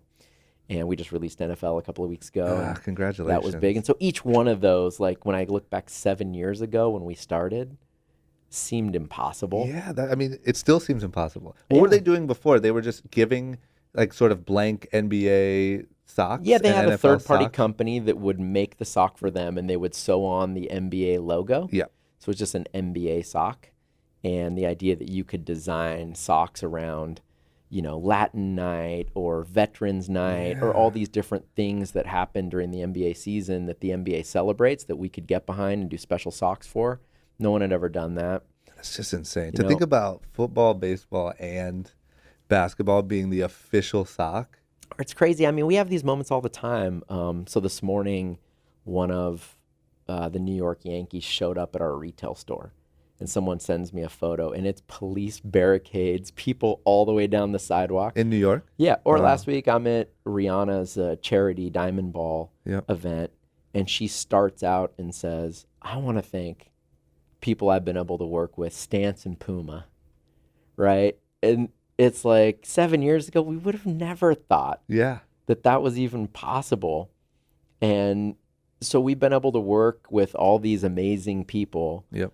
And so cool. To your point, it's like, man, when we started, each one of those would have been a dream. And now stuff like that happens all the time. Yeah. It's random. I'll get texts all the time. Last week we had Justin Trudeau, right, in Canada. He comes down here for the Michael Milken conference and wears the Chewbacca socks on stage. And everyone's like, the Prime Minister of Canada is wearing Chewbacca socks. This is crazy. My phone, I get like 50 text messages of photos of it in like a minute. Yeah. And all of a sudden, you know, the heat we got, social, you know, and all the social feeds from this was crazy. Yeah. I can And imagine. it's just, and you don't know where he got them or... No, I have no idea. We wake up that morning and I'm like, Prime Minister of Canada wearing Canada socks? I love this guy. I'm voting for him. Yeah. And he'd worn some Star Wars socks before. But yeah, these random things happen. Yep. That you could never plan for. We didn't send him the socks. We don't have a connection. We don't know where he bought them. Yeah. But somehow it comes out and it ends up helping your brand. Yeah. I'll tell you, man, I really think that like one thing I've learned after this amount of time is like, if you make good product in a spot where good product is needed with a cool brand and treat people well, you get magic. Like that's what, right? Like if you guys were a bunch of assholes, now all of a sudden Rihanna's not thanking you, you're going to get a bad reference to the next gig, whatever. NFL is not going to want to mess with you. If loud socks isn't even a good category, you know, then you might have some roadblocks, right? It's just when those things line up, it just seems like you get those magical moments where any morning you have no idea what could be on your phone. Like it could be anything. Yeah. There's these pleasant surprises that come along. And yeah, we worked really hard. Yeah, it comes but from... we get a lot of help too. I know you do. I know, but it's all the way from being so smart as to walk through a Target and look for the category where it's really needed, right? It just goes all the way back to, I think when you start from scratch building it the right way, the universe just helps you if you're doing the right thing. Yeah. You know what I mean? It's just a little bit of homework. Yeah. So smart. So cool. So at this point, you've raised quite a bit of money, right? Yep. Done a few rounds. Roughly $100 million. Jesus. Do you feel pressure? Like you feel less pressure having raised that much money than you did in your first business when you felt like you had VCs breathing down your neck? No, I actually feel zero pressure from the money. Mm-hmm. I'm not really motivated by that. Mm-hmm. I care more actually about being a great business operator. Mm-hmm. Like, did we maximize the opportunity we had? Like, no self-inflicted wounds. Yep. And I care deeply about the employees that help build it. And about 30% of the company is owned by the employees. Mm-hmm. So That's I do huge. care about that equity, and I care about monetizing that equity at some point. Yep. The investors, on the other hand, I'm very grateful for their support because we couldn't scale like we have without them. But they're big boys. Mm-hmm. They write their own investment memos, Yep. and some of the companies they pick are going to have phenomenal returns, and some will have okay returns, and some they'll lose all their money. Yeah. And they go into the game that way. Mm-hmm. So that's not the thing that pressures me, actually. Yeah, that's interesting. You know, my job to our investors is to make the best moves as an operator possible with them. Like, Yep. here are all the alternatives. Here's what I believe we should do. Yep. And they're my partners in the business, right? So they're making the decisions with me. Yeah, that's true. And sometimes we pick the right ones, and sometimes we don't. So that's hasn't raised the stakes at all. Like you might think that Yeah, it it would. just Like you think seems- $100 million. In my head, I'm like, I Yeah. got to return hundreds of millions of dollars Yeah. to those investors for this to be a win, if not billions. Yep. So the stakes are high in terms of the return threshold, but I don't spend 1 minute thinking about that. That's so cool. Because I guess you can't. I guess it's nothing but counterproductive, right? Yeah, If we're you let there it to build. stress you, you know what I mean? We're there to build. Yeah. I do think about, okay, we're deploying some dollars against this initiative. What do I really believe is the return profile? How do we get that money back? And I have to think about that because I take their money and then I dole it out in much smaller increments to our own investments to get those returns. Yeah. And sometimes the things we invest in internally are very high risk, high reward, and sometimes they're low risk, low reward. And we know, look, we're not going to make a ton of money doing this, but it's a sure thing. Yeah. And What's the end goal? Like if you could have the home run dream come true for the end of it, what would that be for you? I think more than anything, an enduring brand. Yeah. Something that lives beyond me or the rest of the team. As I mentioned, I do care about at some point, I want to get a return for our investors and our employees. Yeah. But I certainly don't look at that as like the end. Yeah. Whereas earlier in my career, I was like, oh yeah, I'll sell this. Mm-hmm. Why? Because I have a car payment, a mortgage, and zero retirement. And if I do this deal, it checks all those boxes. Yep. So yeah, everything's for sale for a price. Yeah. Whereas today, I care more about what does it feel like to go into the office every day and what my daily life feels like and the process. And I care a lot less about the ultimate outcome. Yeah.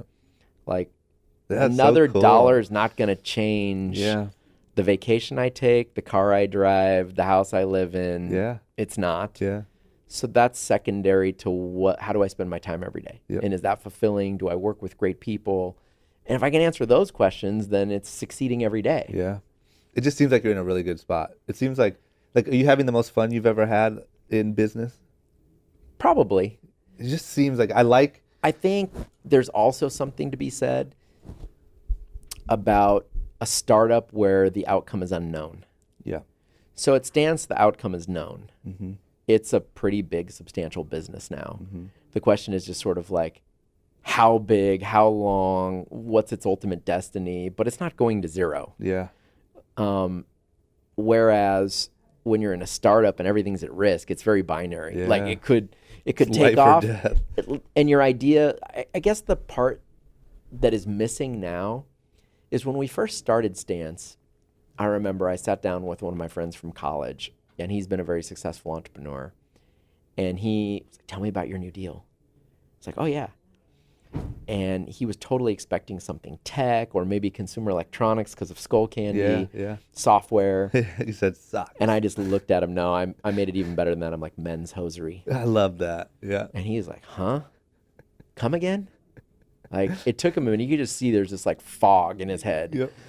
And then I said, think about Skull Candy, what they did with headphones. What if we applied that kind of design aesthetic to socks? Mm-hmm. That's the thing. Mm-hmm. And he was like, oh, I totally get it. Okay, I'm in. I want to invest $100,000. Yeah. That's what he said. That quick. And he's like, because of one of two things will happen. Either one, you're a total failure. This was a stupid idea, and I'm going to tease you for the rest of your life about the time you took $100,000 from me For men's hosiery. for men's hosiery. Yep. And it will be the joke that I tell till the day we die. Or it's so counterintuitive, it'll actually work. Everyone else is thinking sneaker. You're thinking sock. Yep. It's different. And if it does work, cool, then I'll make a ton of money. So either way, I win. Yep. I'm in. And, that is like So really cool. great, honest feedback. Yeah. Because most everyone else either says, oh, great idea, awesome idea, or they tell you you're nuts, you shouldn't do it. Yeah. And so to have one of your friends kind of give you the real the dope, real, the value, the validation. Yep. So anyways, it's ended up that the idea was validated, it worked, we have a business, and that kind of takes some of the fun away. Yeah. Because the I not guess knowing you're right. if I it's see going to that. work, Yeah. Yeah. that stage, the first couple of years where Yep. you're working on it, but you don't know if, in classic venture capital speak, they say, will the dogs eat the dog food? Yeah.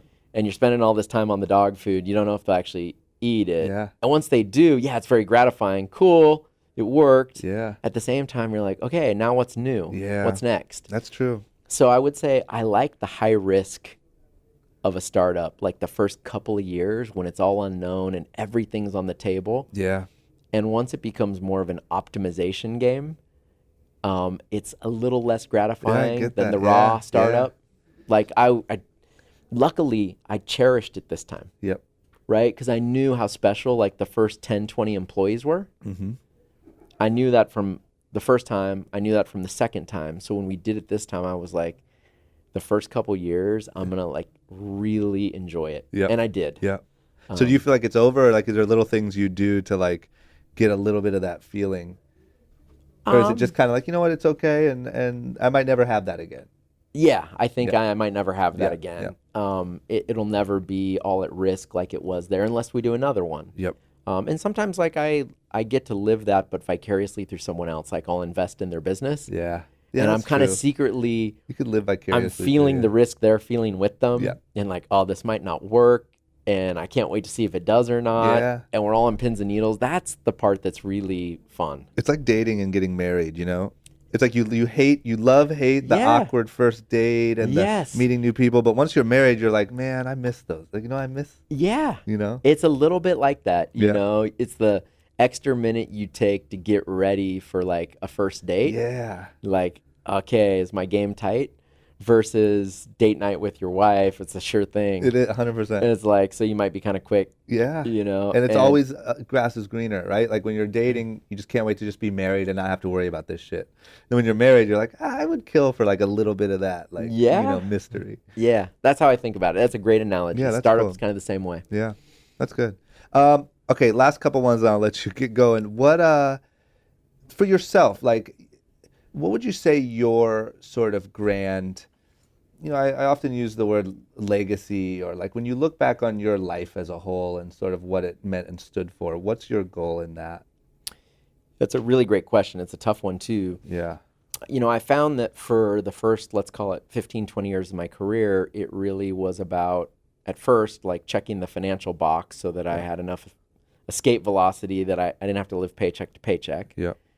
And then after that, I think it became, okay, I want to build these businesses to sort of give that same financial freedom to the teams that I'm building it with. Yep. So like now I care about the employees. And then as my kids have got a little older, I have a son. He's going to leave the house in 2 years. He's a junior in high school. Mm-hmm.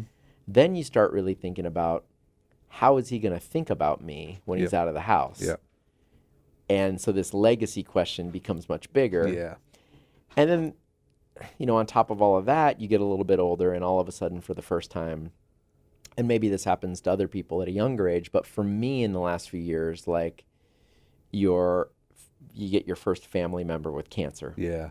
And you start having real life events, Yeah. that are much bigger than anything that happens in the business world. And then that really causes a new introspection and examination of what's important. Yep. And you start seeing the world differently. Like all of a sudden, what I thought was cool, whatever that was, new Yeah. snowboard, Yeah. heli trip, the thing that I was so excited, the vintage BMW that I wanted to buy, all of a sudden I'm like, oh, I didn't really care so much about that. Yeah.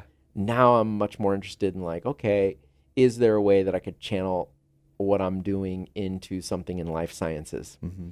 So all of a sudden I'm less interested in investing in tech, where I feel like it's a money culture, and I'm much more interested in investing in biotechnology, life sciences, drug discovery that could actually help someone. Yep. And I'm not that I regret building a SOC company, Mm-hmm. but it seems meaningless or much less meaningful Mm-hmm. Mm-hmm. than the scientists out there trying to like solve Yeah. real problems Yeah. Yeah. and cure real diseases that are traumatizing families. Yeah. So then I kind of look at the things that I've done from that optic, and I'm like, oh, geez, I got a lot of work to do. Yeah. Feels kind of deficient. Yeah. Yeah. And so for the first time, I find myself caring about these things I never cared about. Yep. And my life transitioning more energy into those things. And then it really is about legacy.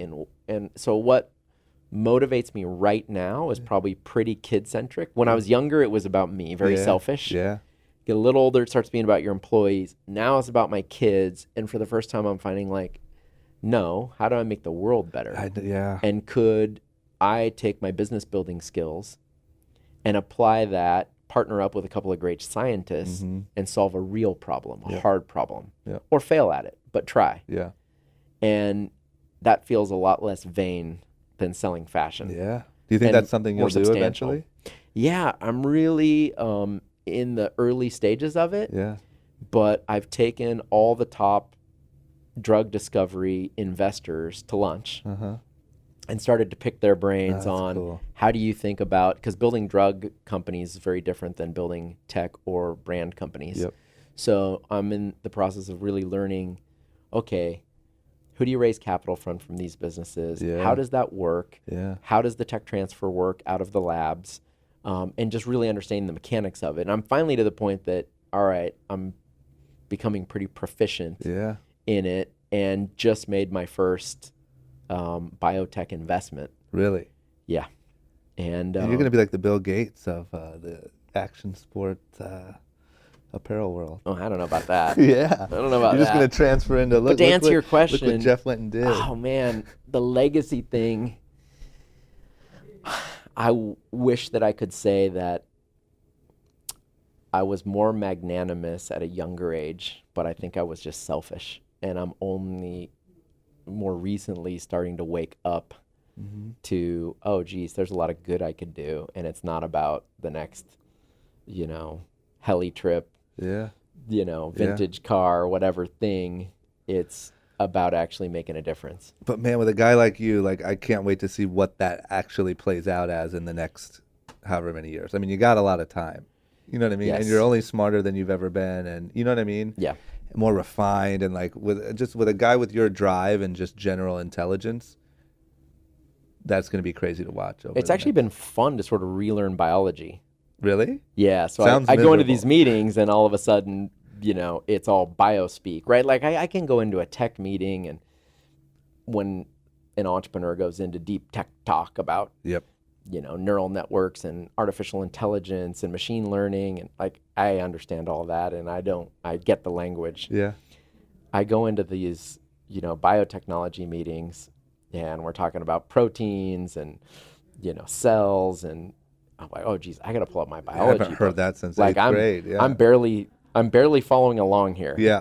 I guess it would be so much easier if you had a purpose, right? Like when you're in like biology class in school and you're like, I'm just doing this because I have to do it, right? You just tune it out. That's right. And do the bare minimum. But when you're doing it with like a goal in mind, I'm sure it's a whole different thing. Yeah. It's actually, the learning feels exhilarating. Yeah, that's pretty cool. How cool, man. Well, I can't wait till you cure cancer and I get to say, like, go check out his podcast that we did back in 2017. Well, hey, we're a long ways away from that, but hey, it's I think it is the next place that a lot of the great entrepreneurs are going to go. Yeah. Everyone was like, look, we have mapped the genome, Mm-hmm. so therefore all of a sudden the diseases are going to start curing themselves. Mm-hmm. And I think there was sort of this false expectation that there was going to be a massive amount of progress in a short period of time relative to therapeutics and curative agents for disease. And it didn't really happen that way. It's actually gone much slower. Mm-hmm. We find ourselves sort of saying, well, next decade, Yeah. now we're figuring things out. And but I do believe whether it's a 10-year or a 30-year horizon, the combination of big data Yeah. and the ability to do trial and error in drug discovery faster than ever before with targeted drugs based on your genotype, Yeah. like that hasn't happened yet. Yep. And it is happening, which suggests that there's going to be a lot of incredible breakthroughs relative to how we treat and cure disease. Whether it's 5 years, 10 years, 20 years, that time frame doesn't really matter to me. Yeah. Yeah. But I think some of the breakthroughs will be so big that they could dwarf a lot of things that have happened in tech. Yeah. And also, solve all the pain and suffering at the same time that goes with those diseases on the human side, Yep. which tech doesn't do. Yeah, I just got to stay healthy, man. I feel like we could cure a lot of really bad things in my lifetime if I can just stay, you know what I mean? I think that's the right view. Man, it's exciting. Between tech and what's going on there, I don't know much about what's going on there, but I just know that it's exciting. Yeah. So I guess what I'm saying is between those two things, I can't imagine, like the next 30 years could just be insane. I think it will. You know? I think some of it will start showing up sooner than later. Yeah. But certainly over a 30-year horizon, we'll look back 30 years from now, and there will be diseases that seemed unsolvable that were completely solved. I think we'll look back at, for example, at chemotherapy, and in the rearview mirror, it'll seem like barbaric. Really? Like, we were pumping people full of poison while they were sick, killing all their cells, and we only wanted to kill a couple. Yeah. It'll be like bloodletting was in the medieval times. Be like, oh, you have a cold. Oh, I should drain all your blood. You know, we'll look back at that and say, why were we treating it that way? And the answer will be, that was the only thing we knew. But now knowing what we know, that seems like almost unbelievable that we tried it that way. I'm excited to see it. Like I said, I think we're just we're both in a good time frame where like we're going to get to see a lot of really interesting shit. Like sure, we can complain about like Instagram celebrities and influence, how this weird world is, but like that side of it, the real side, the stuff that we're going to be able to see is insane. Yeah, I think that's right. How cool. Okay, last thing. This is my classic ender question. If you could go all the way back to young Jeff, who's maybe just starting to kind of get his groove with his 2 mixed turntables, and he's got a full house and all these siblings, and you're hungry, but you're just trying to figure it out. Now, everything that you know, which is a shit ton of knowledge, what would you tell little Jeff to sort of make life a little easier? If you could just give him a couple little words of wisdom, is there anything that you would say to sort of give him a head start? Look, for me, I think it's personal. Meaning, I don't know if this is advice that's great for everyone. Yeah, no, I want it to be personal. But as I look back, and now these people have heard your story. What I think I did really well is I had this like insatiable quest for learning, and I was good at figuring things out. It's like a savvy. Yep. Like, you know, take DJing, because you just brought that up. Like, it didn't take me very long to figure out inputs and outputs on the back of a mixing board, and how these things work, and how recording audio works. And I learned it really quite quickly, and then was able to go make money doing it. Yeah. And that was the skill that I think I would encourage myself, hey, do more of that. Like that, learn, throw yourself in there, figure it out. That's yielded a lot of benefits for me. For me personally, I think the do less of this advice would be around humility. I feel like I lost a big part of my 20s by being too smart for myself. Really? I just think I thought I'd kind of made it, and I was like such a confidence that was probably misplaced. Yeah. And it's like what I see now in my own teenagers, right? They think they know everything. They really do. Yeah. And but you from your vantage point, can see how little they really know in terms of the perspective, the context. Yeah. But there's no amount of communicating that I've figured out yet that sort of brings them back down to earth. Yeah. They have to figure it out on their own. But I still think I was particularly overconfident, and I think it hurt me a number of times with people. I think it hurt me in business decisions and risk-taking. And now I sort of see the virtue of humility. Yeah. And I think some of the best leaders, the people I look up to the most, they actually have all the mojo. Yep. But it's kind of a quiet confidence. Yeah. It's like they don't have to talk about it. They don't have to advertise it. It's not about publicity. It's not about ego. It's not about followers on social, for sure. Yeah. They're quiet. They're behind the scenes, but they still have all the juice. Yep. And if I could somehow balance those two things, it's sort of this idea of like, how do you say it? Wealthy and anonymous trumps rich and famous. Every time. It's like, I don't need the following. I don't need this. I don't need other people to validate or worship me. Yep. Because I've done the work. I'm good, and I can just sort of be centered and humble. Yep. And that humility translates into the way that you think about other people, the way you treat other people. And man, that was probably my least developed like trait when I was younger, and I probably paid the highest price as a teenager, 20s, maybe even early 30s. You know, it took a while for that to settle down and get out of me. Yeah. Well, I do think that the way that it works is you make up for it by being how you are now, right? Because you really do, like, one thing that you don't realize is even for someone like me, like I said, I'm 30 years old. started this business 8 years ago, but I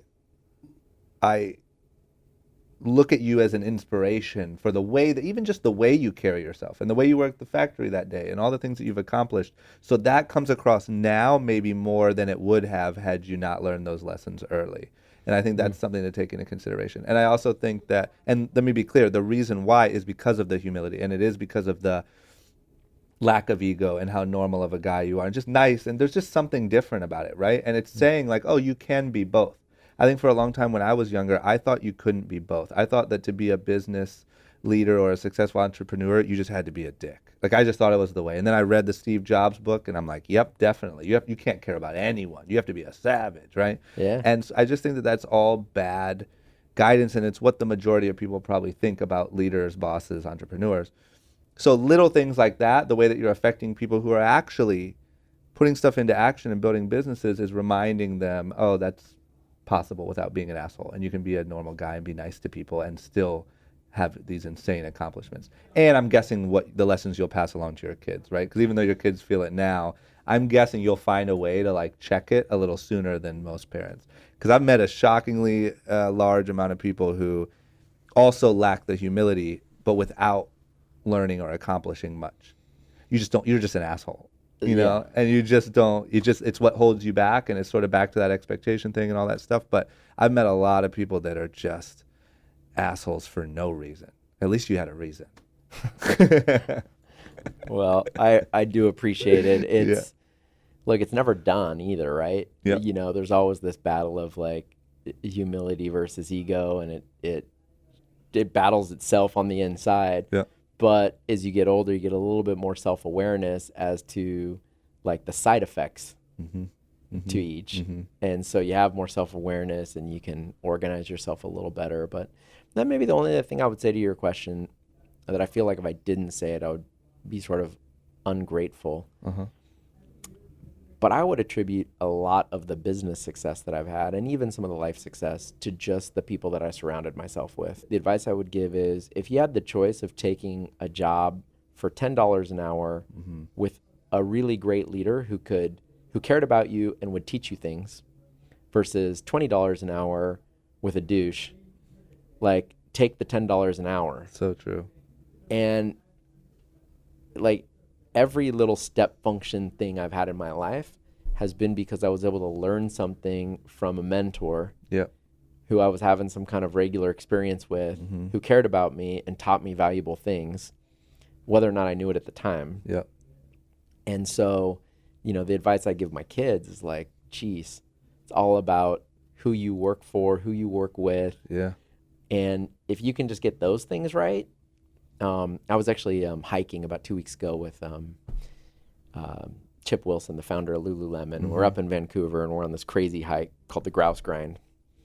And he's a voracious reader. In fact, Lululemon employees have to read these 5 books. And I was asking him how he got to that philosophy. And he said, oh, when I was in college, I had this job out on an oil well in the middle of nowhere. And I had to just sit in this room and watch an oil valve and just make sure it didn't fail. Like, that was my job, just to sit.